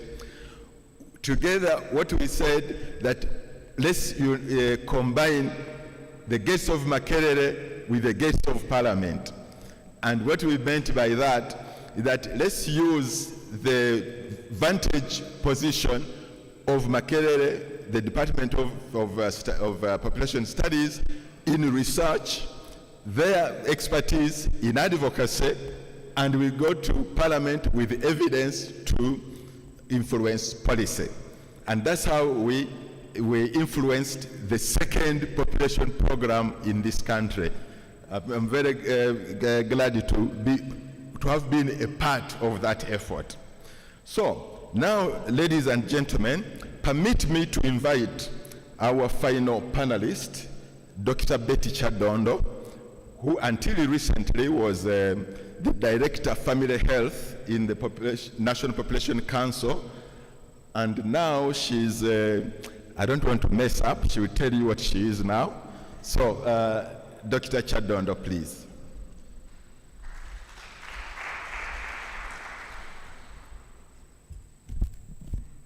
Thank you very much, moderator. My teacher, my mentor, Dr. Dr. John Baptist Sekabate. Allow me to start on the protocol that has already been established. And I must say, yes, I was with the National Population Council, with the Population Secretariat at the time that Dr. Jotham Musinguzi was there. But I was also a young student in medical school when Dr. Musinguzi was teaching me. So I think I'm one of those in the room that has really benefited so much from the giant that we are honoring today. And I want to appreciate not only the fact that I have worked with him and he was my teacher, but the fact that he held me. So I can proudly say that I have also stood on the shoulder of a giant who we are honoring today. Thank you very much, Dr. Musinguzi. So as you have watched what was coming through the videos, we were requested to debate, and I must say we are debating whether declining official development assistance is a risk factor for achieving the demographic dividend in Africa. Dr. Zulu has pointed out what we require to harness the demographic dividend. And these are things that are very well known to us. We have to build the human capital. And that human capital must be healthy, it must be educated, and it must be skilled to engage in economic development. So what has really been happening in terms of ODA is we have been receiving this support. For many years, we have been receiving the support, and we cannot deny that, because in most, and especially in health, we have already said health is predominantly donor dependent, right? Not only in Uganda, but in many countries in Africa. And because now the aid is dwindling, what are we seeing? Yes, withdrawing official development assistance definitely means we are receiving less funding to generate the strategic investments that are required for harnessing the DD. Investments that are required in health, investments that are required in education, investments that are required for countries to reform our economic sectors, but also importantly, resources that are required to bridge the gaps that are created because of a huge demand from our very big growing populations. So definitely withdrawing this ODA means that we are creating a gap within our investments. The good news, however, is, as we've heard from the person that is being honored today. It is a journey that we are walking. If you look at the indicators that he has shared with us, many years ago we were doing very badly. Health was a problem. The number of women that were dying while giving life, what we call the maternal mortality ratio, in many countries in Africa was way above 1,000 per 100,000 live births, which means that countries were losing thousands of women in every year. What we are currently experiencing is that this has declined. Yes, we appreciate the fact that we have received assistance, external assistance to support this. But we also need to celebrate some of our gains as government. For me, particularly, if I look at what has happened in health, we do appreciate the support from the development partners, WHO, UNFPA, UNICEF, and all our civil society organizations that are supporting the different programs that we implement. But we also appreciate the fact that government has been prioritizing some of these efforts. And therefore, withdrawal of our ODA may create a gap. But for as long as we continue working with our government and ensuring government is prioritizing the needs of our country and building the human capital that is going to drive development, countries will harness the demographic dividend. I just want to point to some of the investments that we are making. Of course, Dr. Zulu has mentioned the Vision 2040 for Uganda. All countries have their different visions.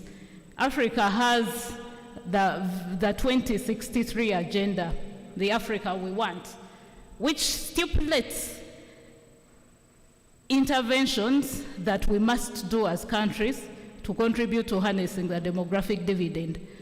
And in 2014, different countries have taken this roadmap of Africa to domesticate it into their own countries. And what are we seeing? We have the demographic dividend roadmaps in our countries, which are clearly stipulating what actions we must take.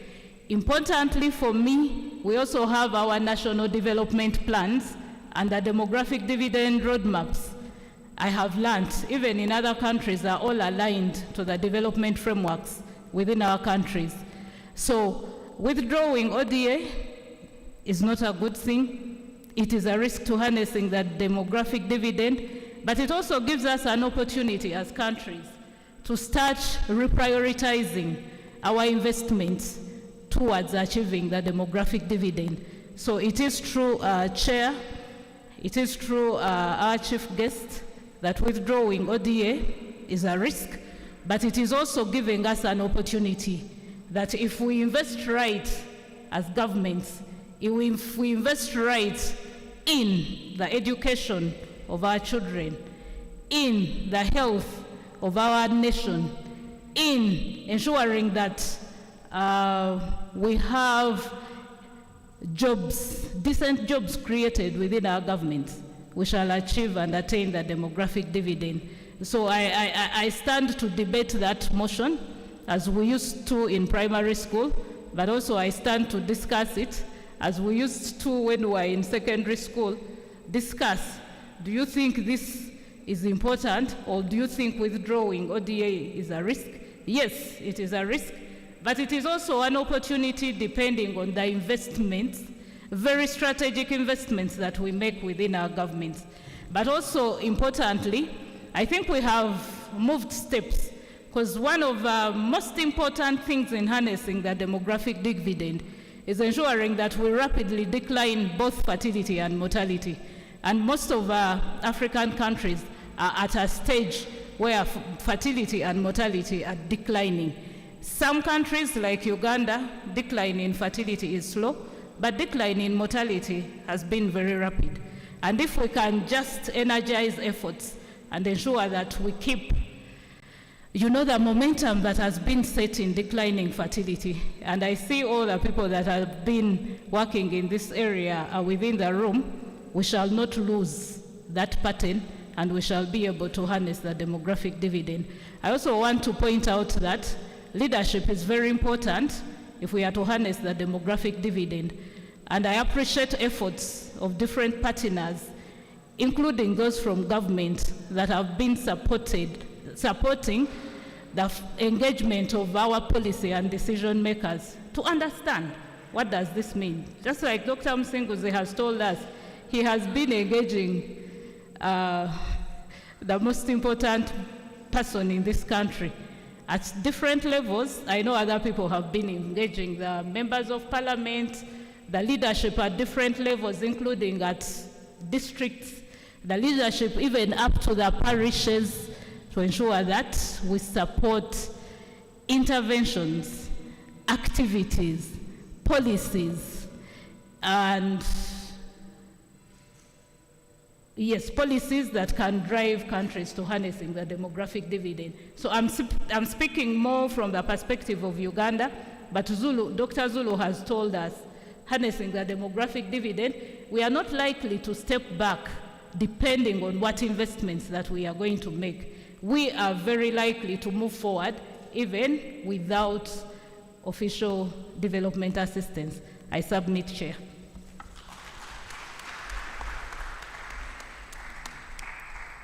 Yeah, thank you very much, Betty.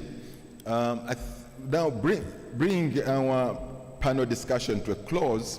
I think I can say that you agree with me that all the three panelists are zeroing towards one conclusion, that although abolishing or dwindling of ODA is a risk and a sad thing, but when we put it in the bigger frame of things, it is really a wake-up call. It is a positive wake-up call.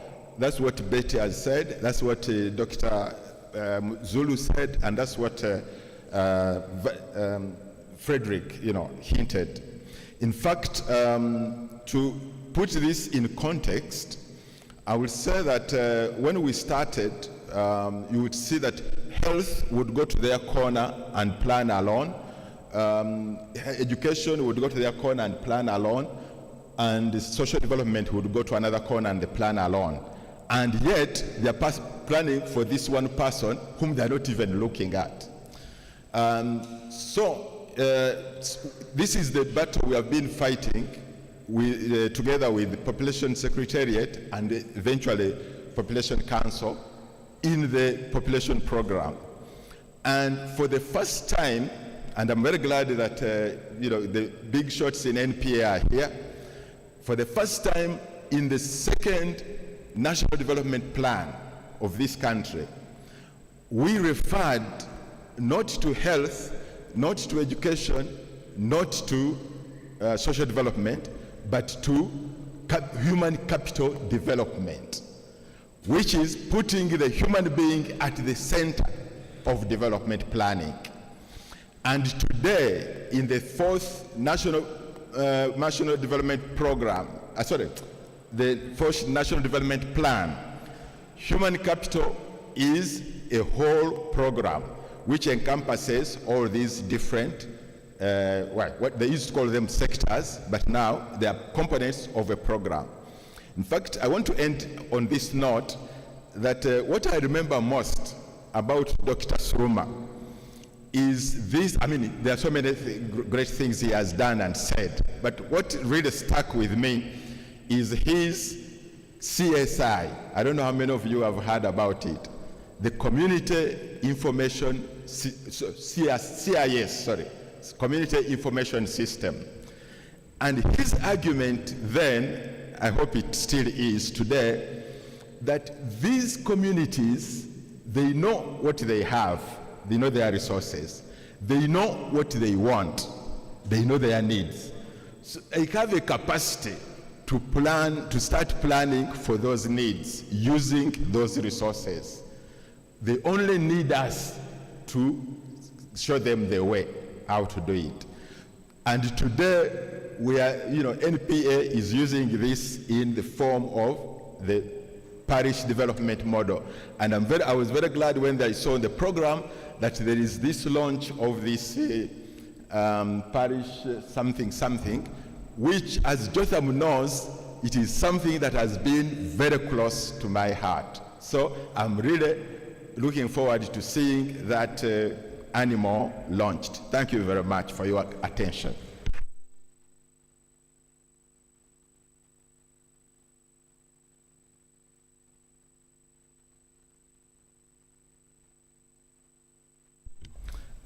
There was a request that we should have a picture of the panel. But how do you have a picture with the people who are online?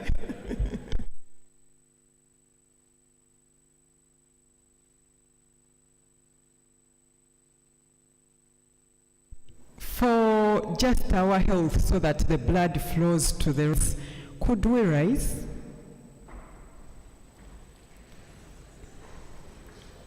And please convince your brain to ensure that the blood flows to the right veins, right?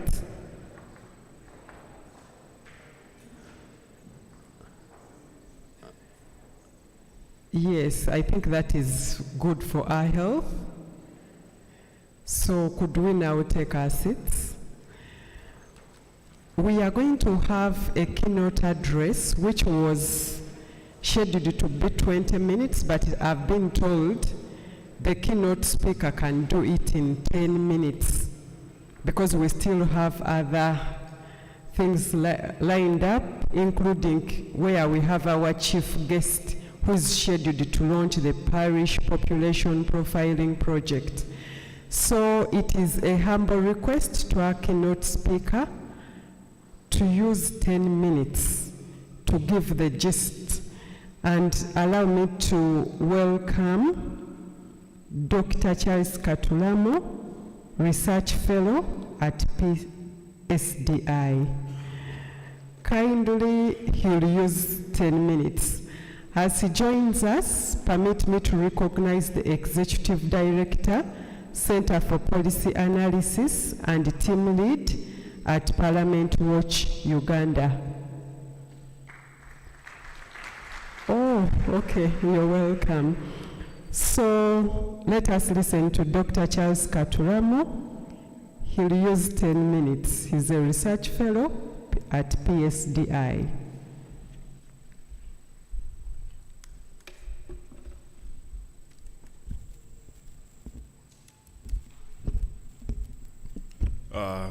Thank you, Master of Ceremony. A little bit of correction. I'm not a doctor yet. I am a concluding PhD candidate at the University of Michigan, and yes, a non-residential research fellow at the Population and Social Development Institute. Honorable Dr. Chris Bariomunsi, Minister for ICT and National Guidance, and our guest of honor, the Vice Chancellor Emeritus, Professor Ezra Sruma,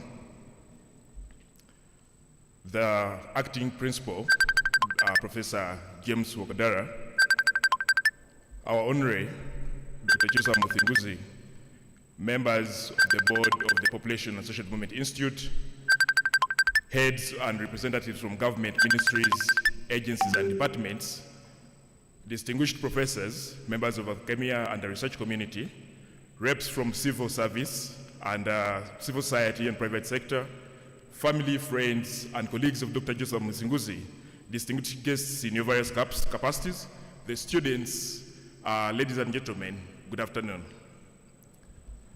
It is a great honor and privilege to stand before you this afternoon to speak at the launch of this remarkable volume, Past, Present, and Future Considerations in Advancing Population and Involvement in Africa, essays in honor of Dr. Jotham Musinguzi. Allow me to begin by expressing my sincere appreciation to the Population and Social Development Institute for steering the production of this great work, organizing this event, and bringing together such a distinguished audience to celebrate a man whose contribution to population and development has shaped policy, practice across our continent. This book is more than a collection of essays. It's a reflection of a lifetime of dedicated and transformative leadership, vision, and service. Dr. Jotham Musinguzi's name is synonymous with population involvement in Africa and beyond.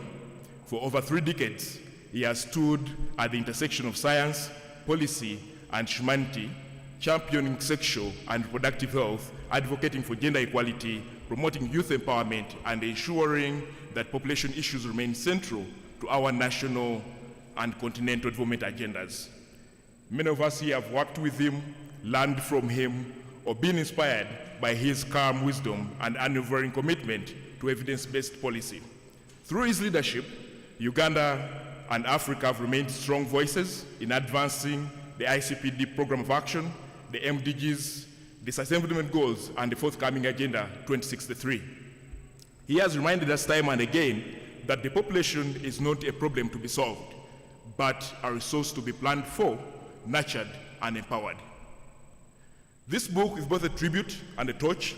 It brings together essays, reflections, and analyses by scholars, policymakers, and practitioners whose paths have intersected with Dr. Musinguzi's work.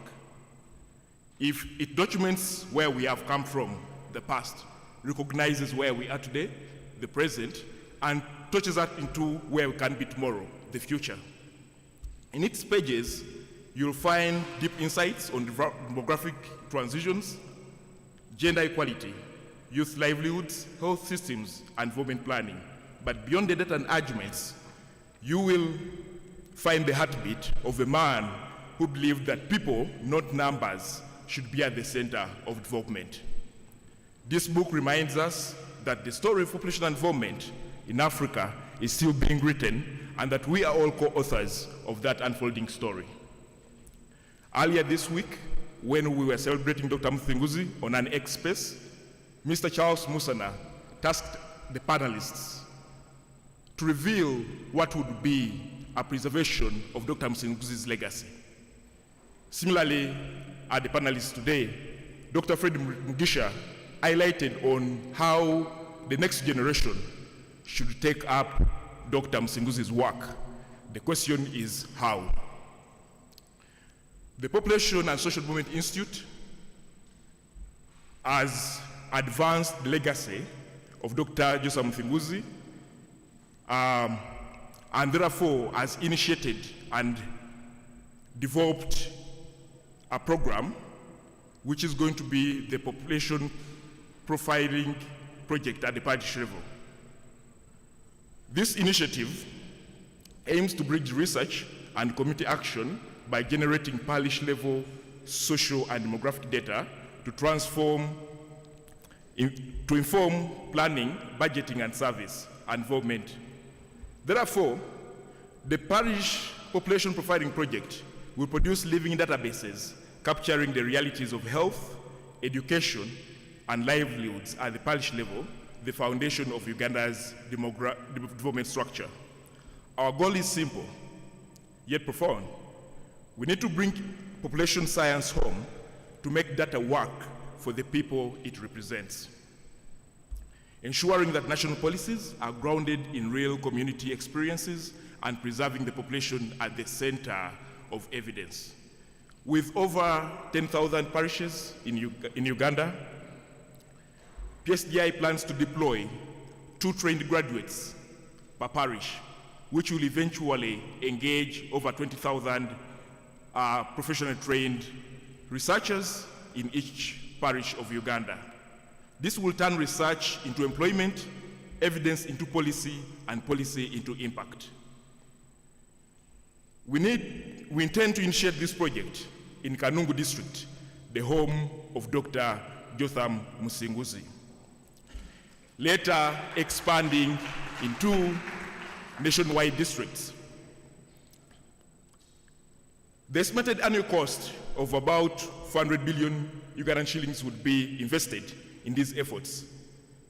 We've had the panelists engaging the demographic dividend, emphasizing the critical agenda on investment, but also highlighting the key aspects into which this strategic investment should be approached: health, education, human capital development. When you look at the parish population profiling project, we are aiming at investing in the young generation, ensuring that we skill them, ensuring that those skills can enable us to collect evidence that can help us at the district level planning and appropriating better service delivery for our populations, because we would have learned accurately what the kinds of problems look like at this community level. Therefore, this is not just a mere expenditure, but an investment in data, youth, and dignity. This project will be a living legacy of Dr. Musinguzi's philosophy, which is evidence-based planning, people-centered development, and inclusive governance.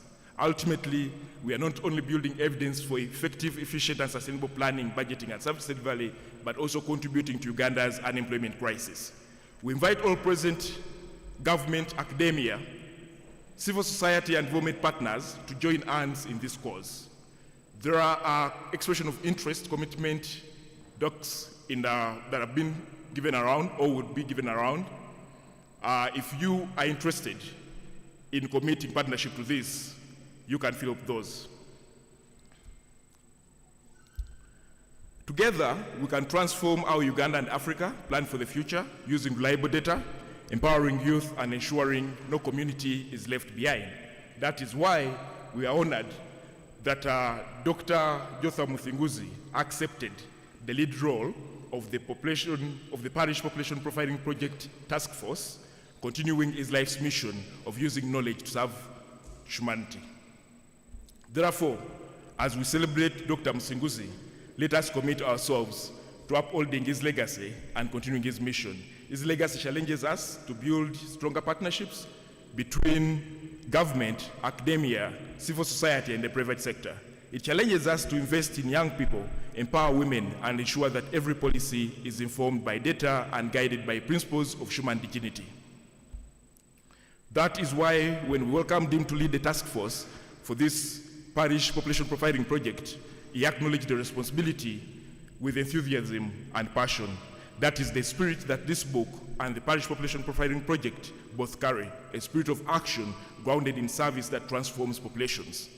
In every generation, individuals emerge whose work transcends titles and institutions. They leave footprints not on the sand, but on the hearts of people. Dr. Musinguzi is one of those rare individuals. His humility, mentorship, and wisdom have inspired many across Uganda, Africa, and beyond. To many young scholars and practitioners, he has been a teacher. To policymakers, a trusted advisor.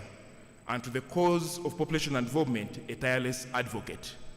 Ladies and gentlemen, this book launch is more than an event. It is a movement. It reminds us that ideas endure, that leadership matters, and that knowledge, when shared, has the power to transform societies.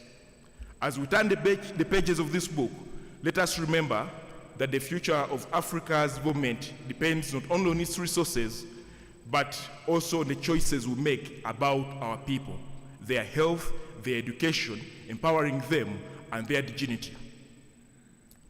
That is the vision that Dr. Musinguzi has championed. It is now within our reach through initiatives like the Parish Population Profiling Project to carry on such vision and leadership. To Dr. Jotham Musinguzi, we offer our deepest gratitude. To the Population and Social Development Institute, we say congratulations. And to all those gathered here today, let us continue to write, to act, and to build the Africa that we all dream of. Thank you for God and my country.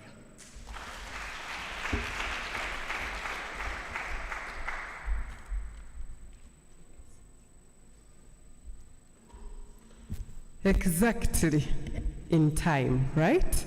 Yes, thank you very much, Mr. Katuramo Charles, Research Fellow at Psdi. But then what I was prophesying, I was told in a few days to come, you'll still have that title of doctor. Okay. So members, in line with our program, permit me to invite, you were next on. Yes, Professor Ezra Suruma is next on the program, and it's my humble request that you join us here, and the issue is a brief response to the keynote address, and that is by Professor Ezra Suruma. Members, Professor Ezra Suruma is Chancellor Emeritus of Makerere University, but for this particular occasion, let us give him a befitting hand clap. He's the architect of the parish development model.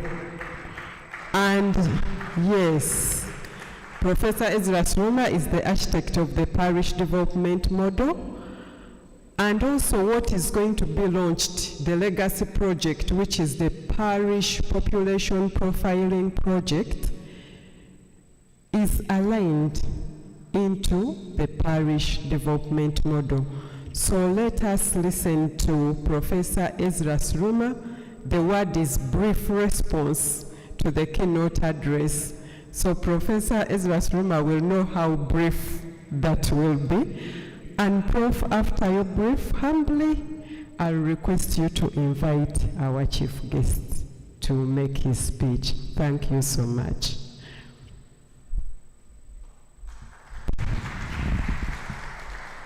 Thank you very much. I was walking out on the program. Professor Elia was supposed to be the next person to speak, but seems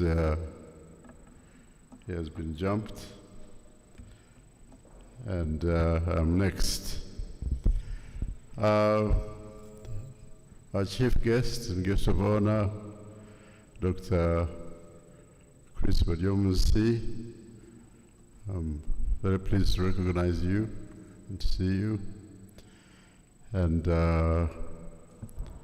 Jotham Musinguzi, the man of the day, and your family.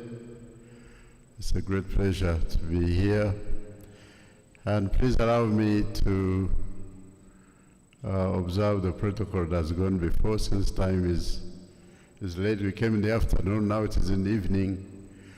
I think we have to rush a bit, but I'm so pleased to see many faces that I recognize, including Ben Chirejera, who was, when I was Minister of Finance, the community information system idea came from him, and I'm happy to recognize him, the one that you talked about. And indeed, I'm hopeful that the community information system, this time called the PDMIS, Parish Development Information System, will come back from the work of Psdi and of Jotham Musinguzi and stakeholders who are working with them, who are mentioned in the keynote address, because if we don't know what's in the parish development in the parish, how do we plan for it? Actually, we were just, when I was in Prime Minister's office, heading the Prime Minister's Delivery Unit, we went for training in London, and the trainer, Delivery Associates, told us that the major problem of implementation is that government is planning at 30,000 feet in the sky, like a plane in 30,000 feet, and they look down, they say everything looks fine, things are okay. But when you're at 3 feet from the ground, things are not so okay. You can see more. You see the poverty, you see the lack of water, you see the impassable roads. Then you can implement programs to change what you see so clearly on the ground. And so I'm extremely energized and happy that the Psdi and Makerere University are getting real data on the parish. Let me allow me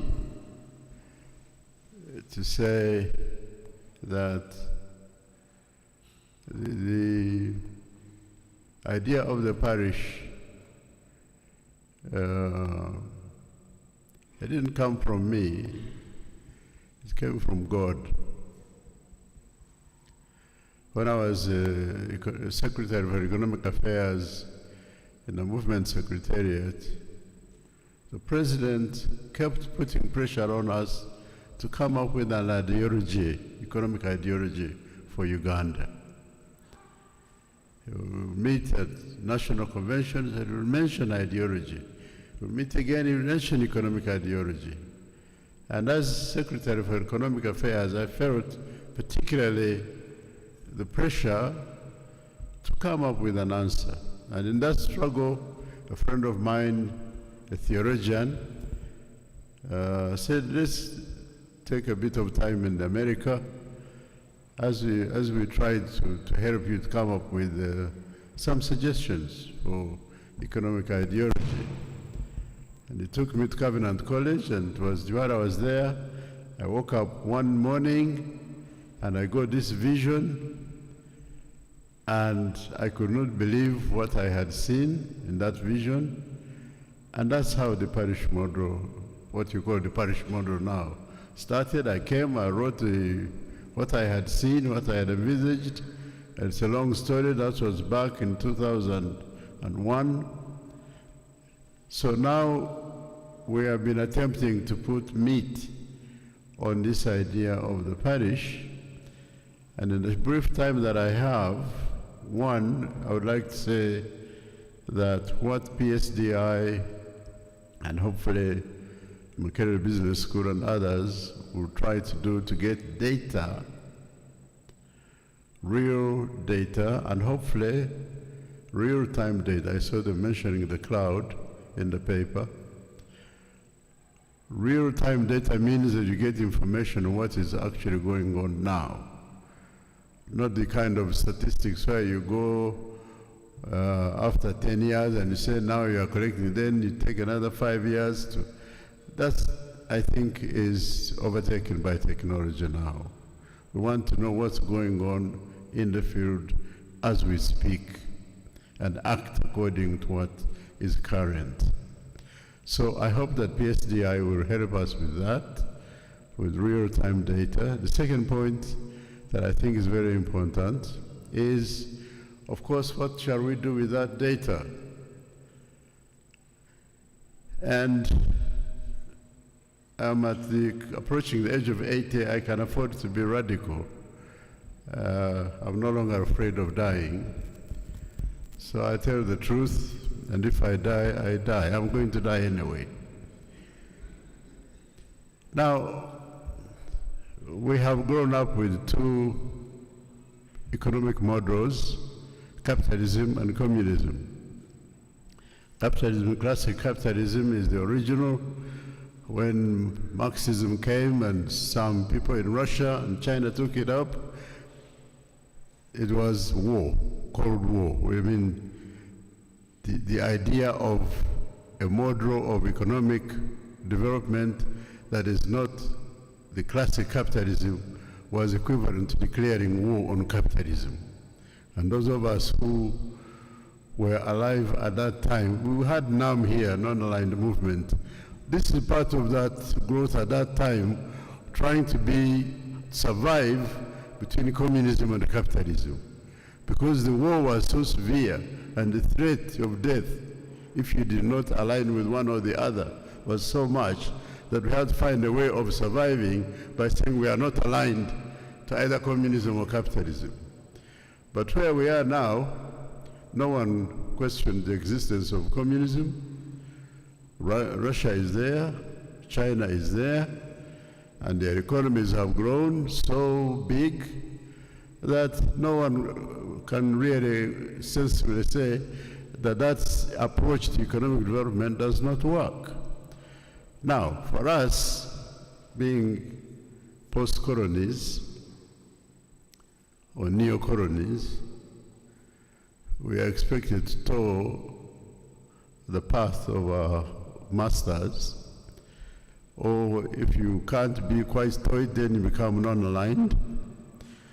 And if you're going to go to China, you go at night. And I've been there many times. But my contribution today is that riding on what Psdi and Makerere are trying to do in collecting this data is to create an institution that can use that data to build a small equilibrium or stability between supply and demand for goods and services within the parish. We all agree, and I think this is what Dr. Musinguzi is saying when he says that the focus of population should be the people, not the numbers. I found that really interesting and useful. Normally when I look at statistics, especially population statistics, I look at the numbers. And you know, you don't usually think about the people behind the numbers. So the people in the parish are not so many. When you divide 46 million by 10,595 parishes, maybe you get an average of about 5,000 people, about 1,000 households.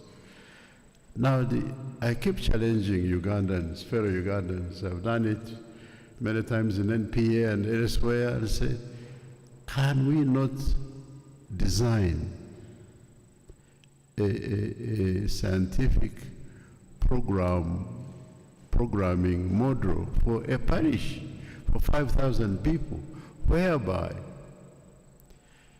we ensure that the basic needs, food, water, medicine, shelter, clothing, for 5,000, are we not able to come up with a design that would ensure that these 5,000 people can have the minimum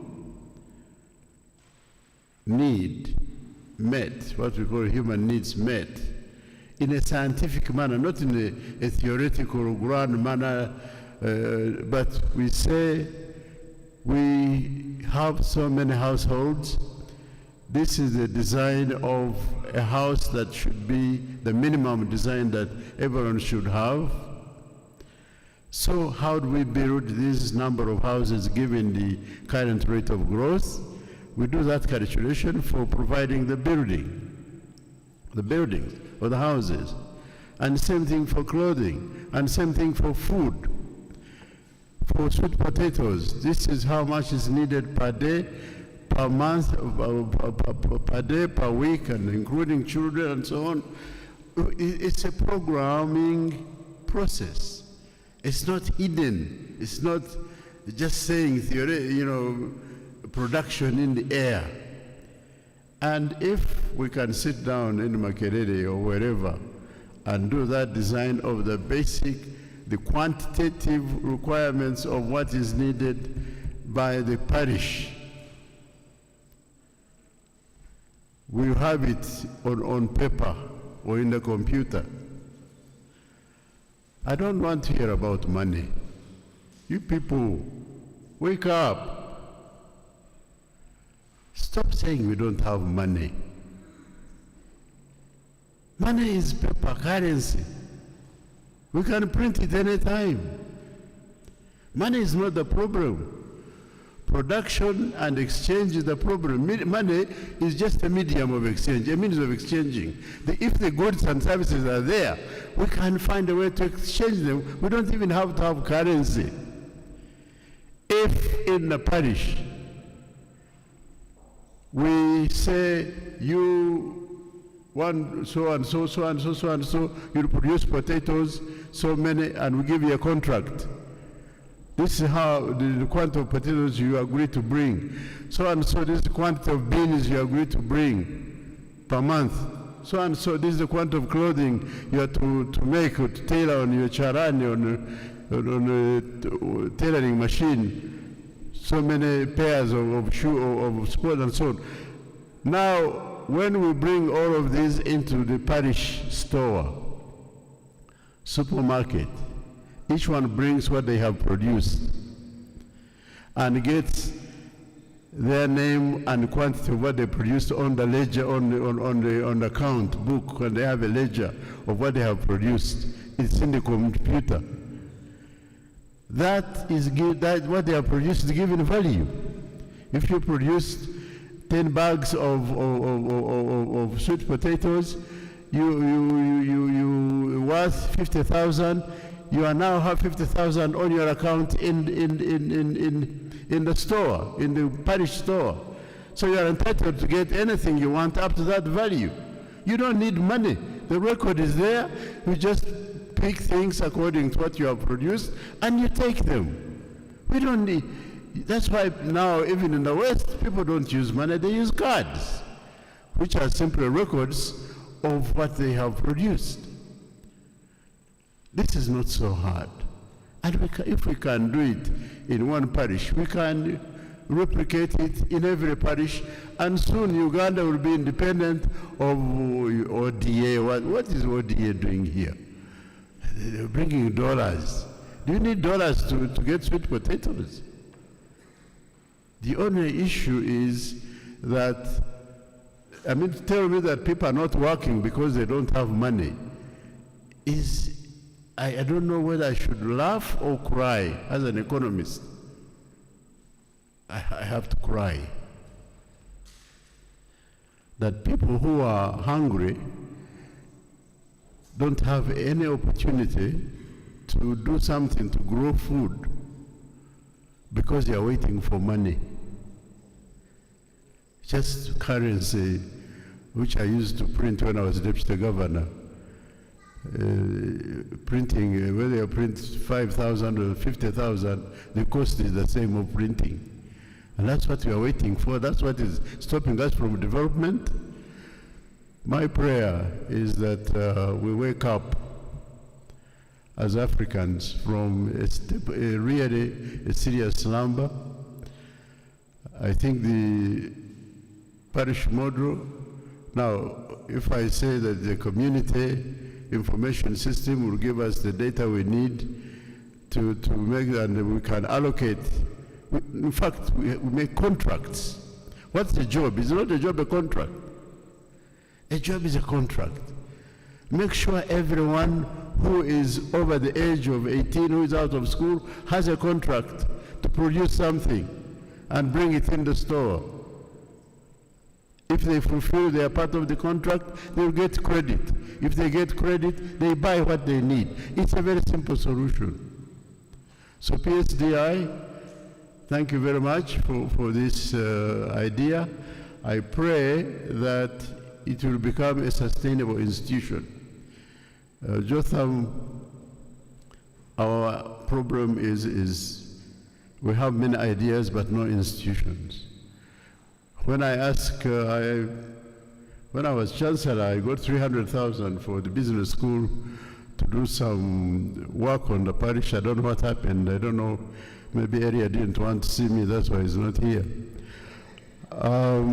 They were supposed to be working on this parish implementation, but we need to press forward. I used to ask them which institutions are in the parish. There is a health center too, hopefully. Maybe a primary school, hopefully. The church. And that's all I could think of in most parishes. But that's not enough. Dr. Jotham, I invite you to press for a bank in every parish this money that we are putting in the parish, if we are putting it in a bank, which is a bank of the parish, a branch of a bank in the parish, this 200 million will become capital. It will be properly managed by the bank. It will become capital. It will grow. And of course, the people themselves will put some of their own money in the bank, and the capital would increase. The labor is already there. We have in plenty. Then we can move. We can begin to move. That's one institution. But we can also have other institutions for programming the parish, whether it's government or various stakeholders coming together, and we can begin to have economic development based on our own ideas. Thank you very much for all of this. And Jotham, congratulations on all that you've done for our country. When I was early 1987, working 24 hours a day trying to build the Ugandan economy, the person who had been my baptism, I forget what they call them, someone who, father in baptism or something, he came and said, "How are you?" I said, "We are working. We work, but nobody ever says thanks." He said, "They never thank you. It's God who will thank you." So, my brother Jotham, you may never get enough thanks, but God will thank you. So don't be discouraged. And with these few words, it is my great honor and privilege to ask my brother and Dr. Musinguzi to come and address the congregation. Thank you.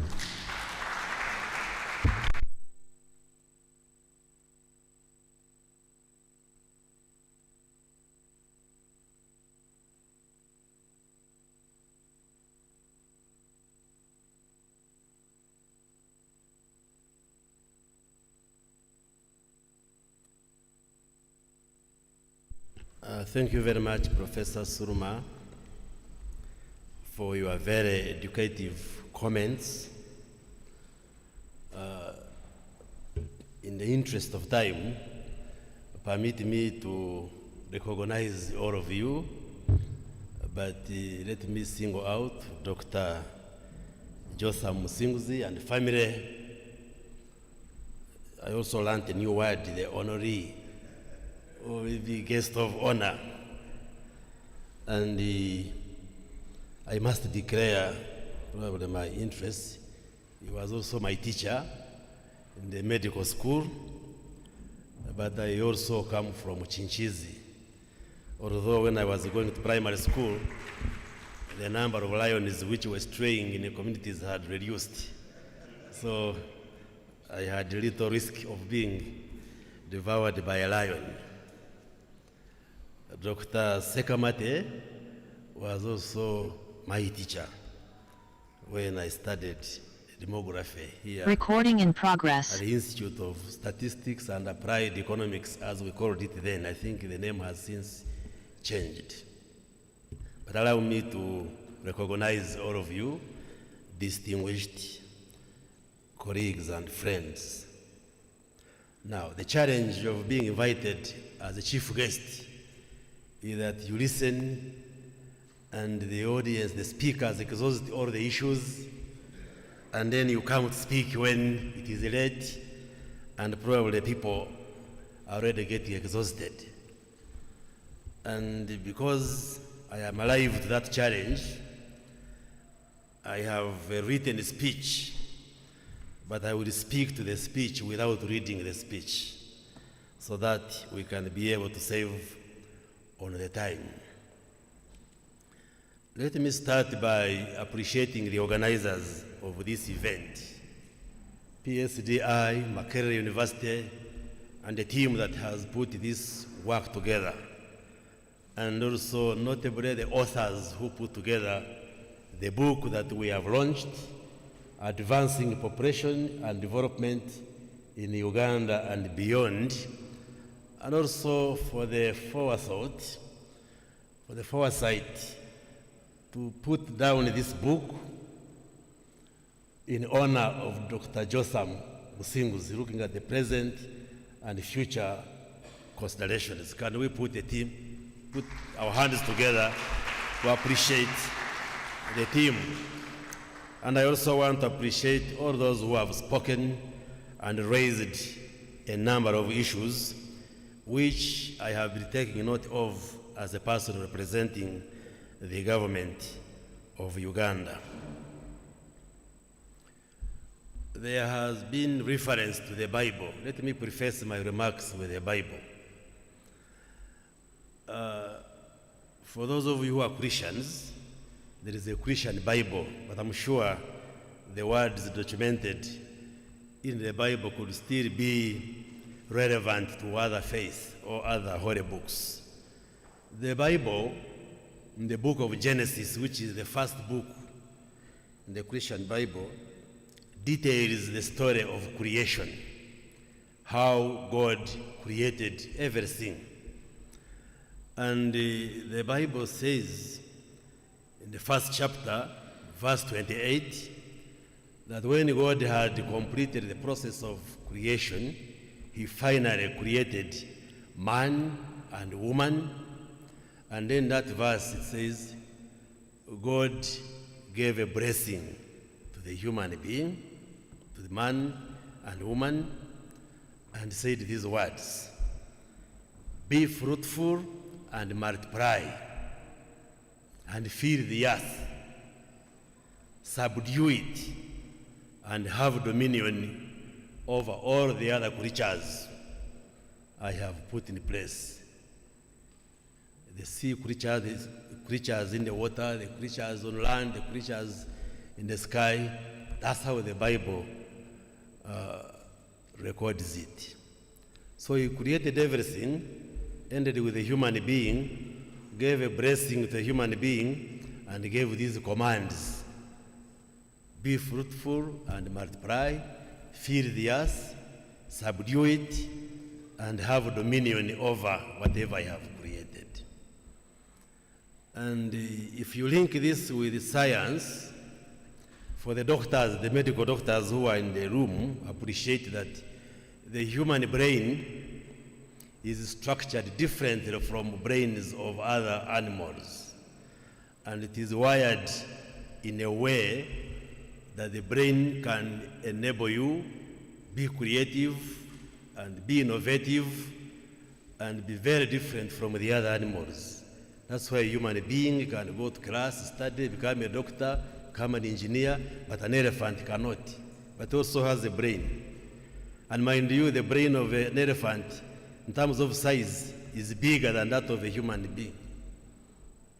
But when you look at the size, what matters, the size of the brain in proportion to the whole body frame, that of a human being becomes the biggest. Now, because of that divine instruction, a human being is able to innovate and come up with all these solutions to day-to-day challenges. And that's why today we speak of the technology revolution. We speak of the fourth industrial revolution, where we have transited from the first, the second, the third, the fourth. In some communities, we are now speaking of the fifth industrial revolution, where there are these emerging technologies that are driving transformation in society. On the other hand, on the other command, we have also been multiplying and filling the earth. But of course, as the public health scientists and demographers, we do not necessarily disobey God like Dr. Musinguzi was saying, somebody was saying, don't follow this verse in the Bible. We say we multiply, but consciously. Produce, Dr. Sekamati used to teach us in class that our Ugandan policy is produced by choice, not by chance. Do not produce merely to exhaust your biological potential, but be guarded and have a manageable family size. So this discussion on population and development and how it interlinks with the socio-economic transformation is very important. It has been relevant then, it continues being relevant today. And I think a number of issues have been raised, and we are pleased for us who sit in the government to pick all these issues, and then we see how we translate them into meaningful interventions for the betterment of the quality of life of Ugandans. And I want to salute Professor Suruma for your insights about the parish model. Although you are saying you are not the architect, but we know you contributed greatly to the formation or initiation of the parish development model, and we want to appreciate you, and all these discussions should feed into these programs so that we continue to make progress as a country. There have been discussions on the question of population and development and how these interlink with the transformation. On the global stage, I think the first global conference on population was held in 1927, supported by the League of Nations and Margaret Sanger in Geneva. It is recorded to the husband of Margaret Sanger and a small grant from Rockefeller Foundation that funded this meeting to look at how population and development link with socio-economic development. And that is the meeting which gave rise to the International Union for the Scientific Study of Population. And there were no other meetings until 1954, when there was a similar meeting in Rome, in Italy, but its proceedings were published in 1956. There was a repeat in 1965 in Belgrade, Yugoslavia, but they realized that it is scientists and academicians who were meeting alone. And therefore, in the subsequent meetings, notably the one of 1974, governments and political leaders were now brought on board to discuss these issues of population and population dynamics. Now, when you read the history of these discussions, you will find countries like Asia, Southeastern Asia, which were posting the same impact indicators, quality of life indicators, like Africa.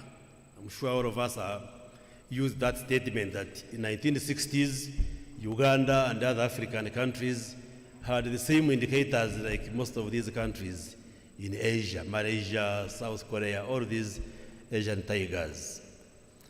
What is documented is that African leaders did not take the message seriously, even when political leaders and government leaders got involved in 1974 in Bucharest, Romania. Then there was a repeat of 1984 in Mexico City, in Mexico again on population. Again, Africa did not fully embrace the message on the need to focus on these issues of population and development. It was the Cairo conference of 1994, which many of us are conversant with, which Dr. Musinguzi and maybe others in the room attended, that probably opened the ears and eyes of African leaders that yes, this issue of population, health, education is extremely very important. And the ICPD came up with a program of action which has informed most of the interventions that we have championed since the early 90s. And I would like to salute Dr. Jotham Musinguzi because he has been part of the story, together with many of you, but he has been part of the story.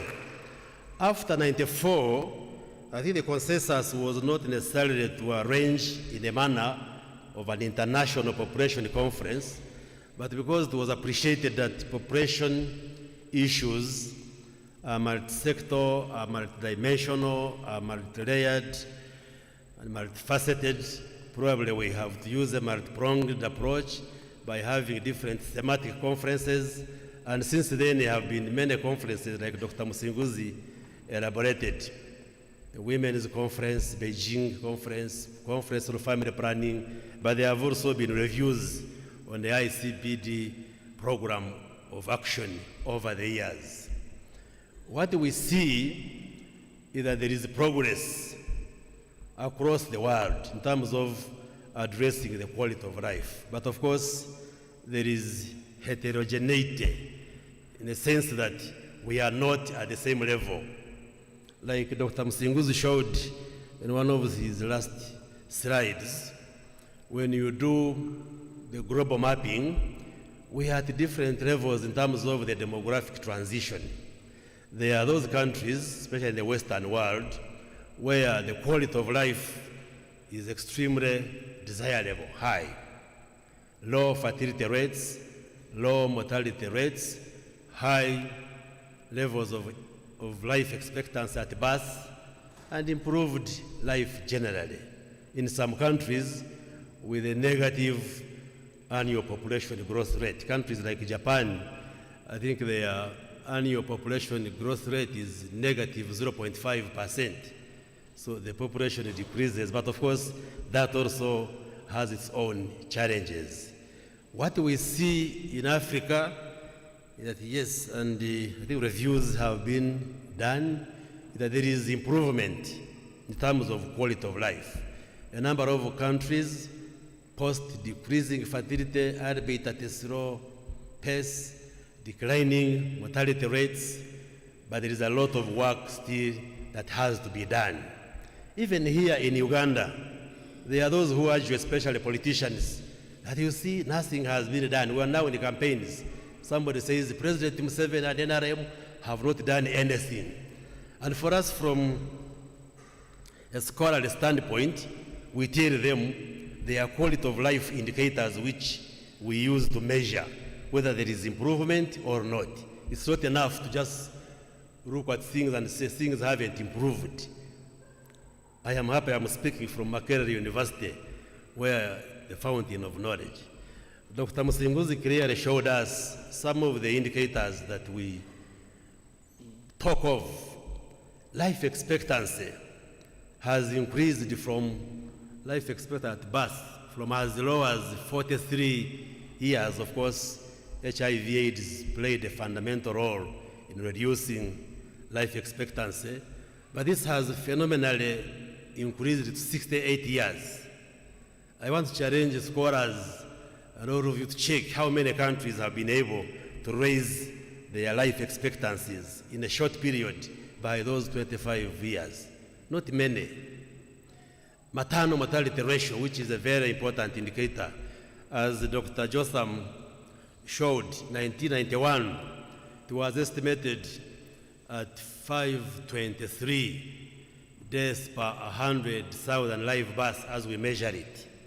The subsequent studies, including demographic and health surveys and other population-based surveys, showed a clear trend of decline. I think when we did the UDHS 95, the figure reduced to 506. It later reduced to 505. Then it reduced to 435. Increased slightly at 438, but it was because of change of methodology. Then it reduced to 336, and now to 189 deaths per 100,000 live births. So you can't say nothing has happened. That is very phenomenal. Still high, but over the years, there is a substantial decline. Again, calling on all of us to do more work so that maternal mortality can get lower, but appreciably, it has reduced. Variables like infant mortality rate, from a 3-digit figure of 122 deaths per 1,000 live births. I have seen figures, I haven't read the publications, which now put infant mortality at 28 deaths. So from 122 to 28, it was initially, I think it had reached 36, but the recent figures show 28. That is quite phenomenal. When you look at the contraceptive prevalence rate, the use of family planning, knowing that we live in a society where people generally believe in having many children. In 1995, the Demographic and Health Survey put CPR at 5% contraceptive prevalence rate, very low. But now it is estimated at 43%. That's quite a significant move. And of course, that also translates in what we observe in reduced total fertility rate. I think mathematically, for every 16 percentage points increase in CPR, it should translate to a 1-point decline in the total fertility rate. So we also see total fertility rate coming down. And you cannot complete that story unless you include the work of Dr. Jotham Musinguzi, who has been at the helm of championing these population and development issues. So we want to salute you and appreciate you for the good work and the contribution that you have made. And I must appreciate the organizers for arranging to appreciate Dr. Musinguzi. Most often, we appreciate the people when they are no more, when they can't hear the accolades. And I want to thank Makerere University and Psdi for organizing this event, for publishing that book, so that we can thank you and talk about you when you are still alive. And of course, you are a role model, and it energizes all of us to also work very hard so that in the future, all of us can be recognized the way you've been recognized. Probably what Dr. Jotham Musinguzi didn't complete in one of his statements is that he participated in politics. He was standing to represent us in Parliament, 84, 85 then. But he didn't lose elections. But when we were about to go into voting, there was a coup, 1985. And I was not yet of voting age, I think I was almost, but in Chinchiz, he was going to be voted a member of Parliament, Dr. Jotham. He was challenging a government minister, but he was more popular than the minister. That one I know for sure. So he didn't lose elections, but the 1985 coup did not enable Ugandans to go into the vote. That's how he missed coming to Parliament. But he is one of our sons in Chinchizi, speaking as a leader from Chinchizi, whom we are proud of, and would like to say thank you for elevating the map of Uganda, but also as you elevate Uganda and Africa, also Chinchizi we follow. So those who are saying that in Chinchizi there are no good things that come from there, they are there, including Dr. Jotham Musinguzi. It's only this man called Kibwetere who made history by making Kanungu known for the wrong reasons.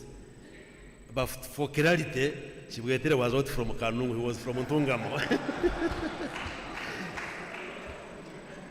He was from Ntungamo, he had only come to Kanungu as a spiritual refugee.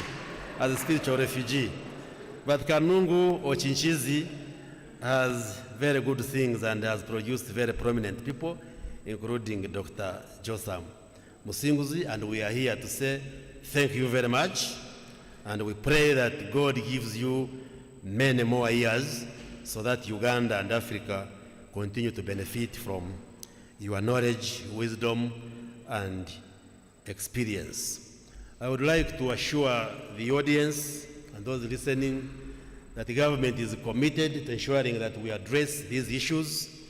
We shall, at a personal level, I will read word to word, chapter to chapter, the book.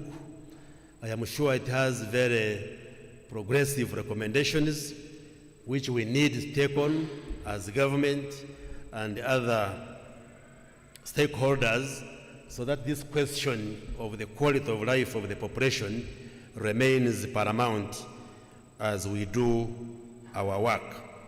Finally, again, let me appreciate the project which we are about to launch, the parish population profiling project, which is going to be a value addition to the current flagship program of government, the parish development model. The parish development model, which is a key program of government, has 7 pillars. But most people just hear about money, which is pillar number 3 of financial inclusion. By the way it is designed, it is expected to empower the citizens in a parish to think very seriously about services and their livelihood. And the 7 pillars include production, storage, processing, and marketing. We have a 2nd pillar on infrastructure, economic services. The 3rd pillar on financial inclusion. Most people just hear about the 100 million that the government sends, but the pillars and the architecture goes beyond just the money.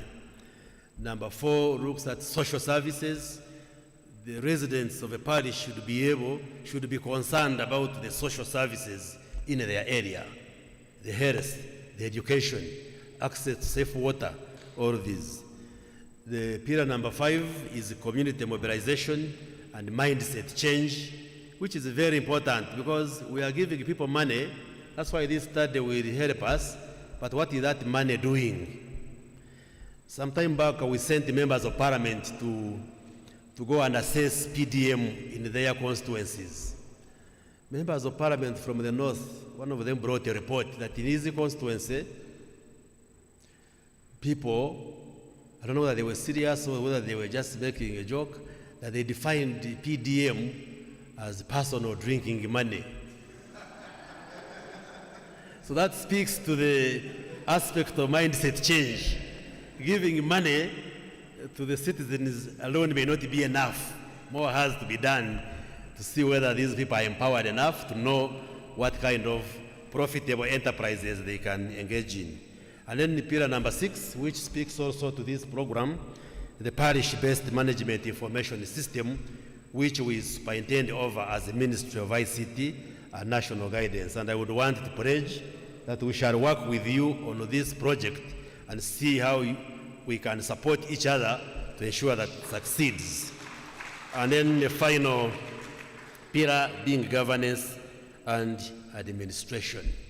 So I welcome the project, the parish population profiling project, and I'm sure it's going to add a lot of value in the work that we do, especially in advancing the parish development model.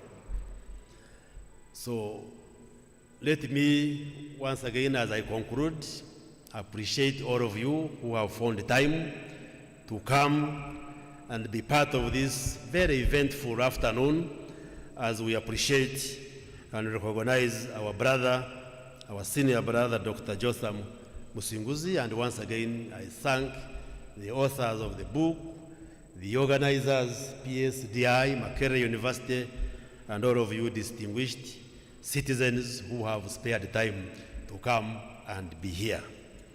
I think my role was to give those remarks, and then I need to be guided how we are going to launch the project, which is the parish population profiling project. So may God bless you, and let the conversation continue. Thank you very much.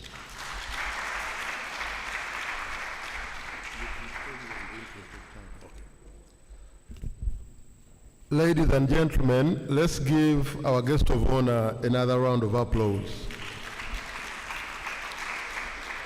Thank you so much, Honorable Dr. Chris Baryomunsi, for your insightful remarks. We are now moving on to launch the parish population profiling project, and I want to invite Dr. Sruma, Professor Sruma, Dr. Musinguzi.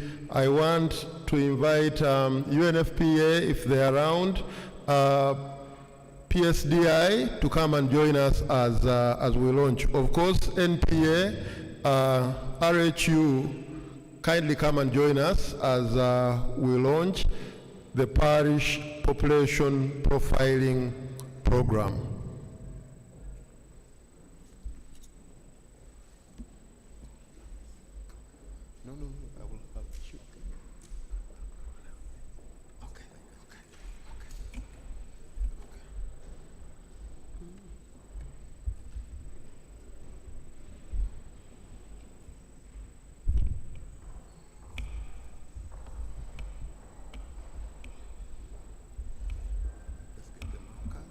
How do we switch on this?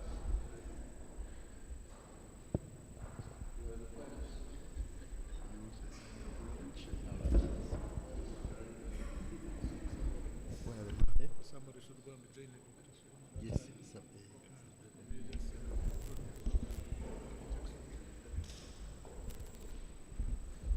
Okay. We shall launch this way. I think we shall all touch now this. And then we just lift the veil, like the lawyers say. So with this, I officially launch the Parish Population Profiling Project.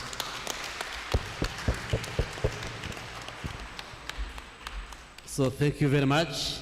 Let's all make a contribution to ensuring that it succeeds. Thank you. Thank you, and I request that we remain standing for a photo.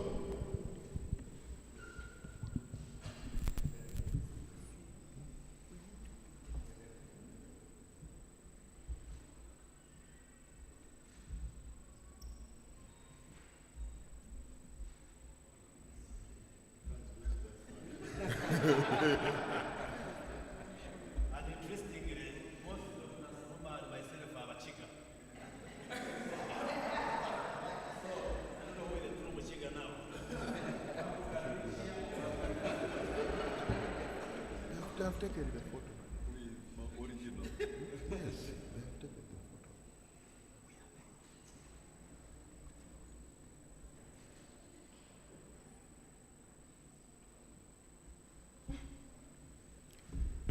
photo. Thank you. We can now resume our seats.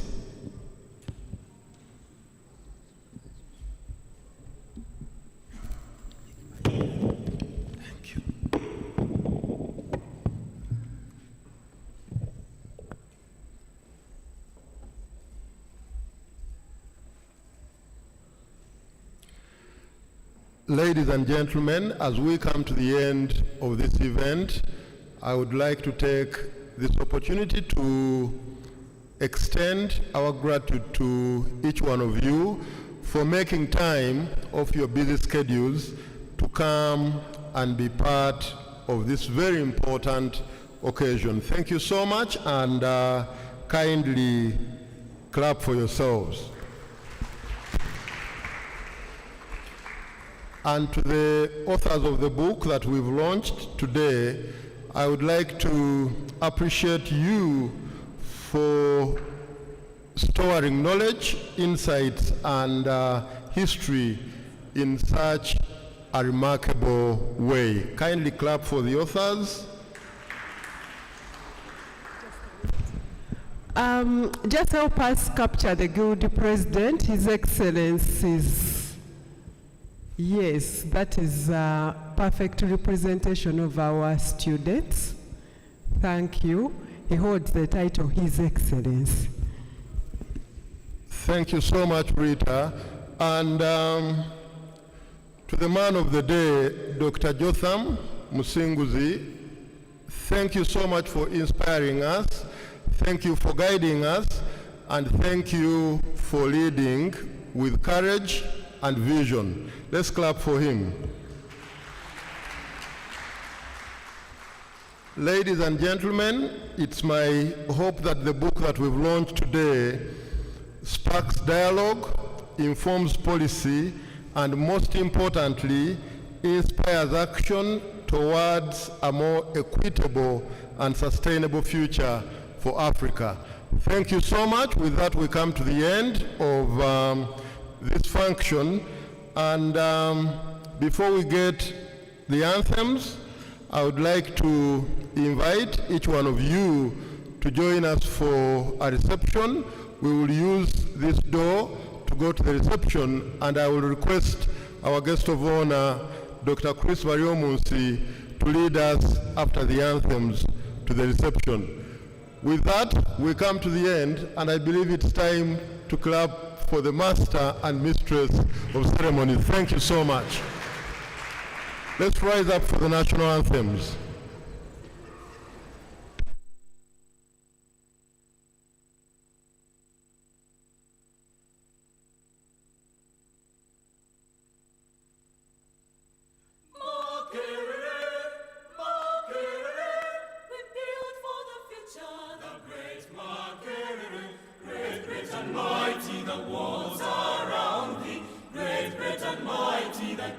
Beside thee, great, great and mighty, the walls around thee, great, great and mighty, the gates beside thee. From east and west, from north and south, all voices singing, arise, Makerere, rise up and rise. High up and high, all voices singing, arise, Makerere, Makerere, Makerere. We build for the future, the great Makerere, great, great and mighty, the walls around thee, great, great and mighty, the gates beside thee, great, great and mighty, the walls around thee, great, great and mighty, the gates beside thee. Mungu twaomba uilinde Jumuiya Afrika Mashariki, tuwezeshe kuishi kwa amani, tutimize na malengo yetu. Jumuiya yetu sote tuilinde, tuajibike, tuimarike. Umoja wetu ni nguzo yetu, idumu jumuiya yetu. Oh, Uganda, may God uphold thee. We lay our future in thy hands. United, free for liberty, together we'll always stand.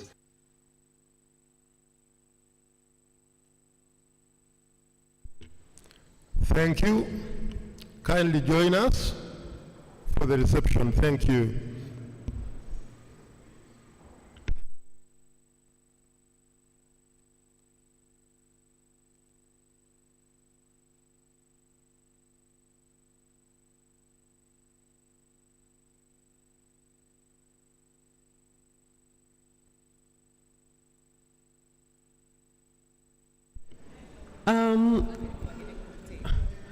To the online participants, this marks the end of our book launch. Thank you very much for following the proceedings online.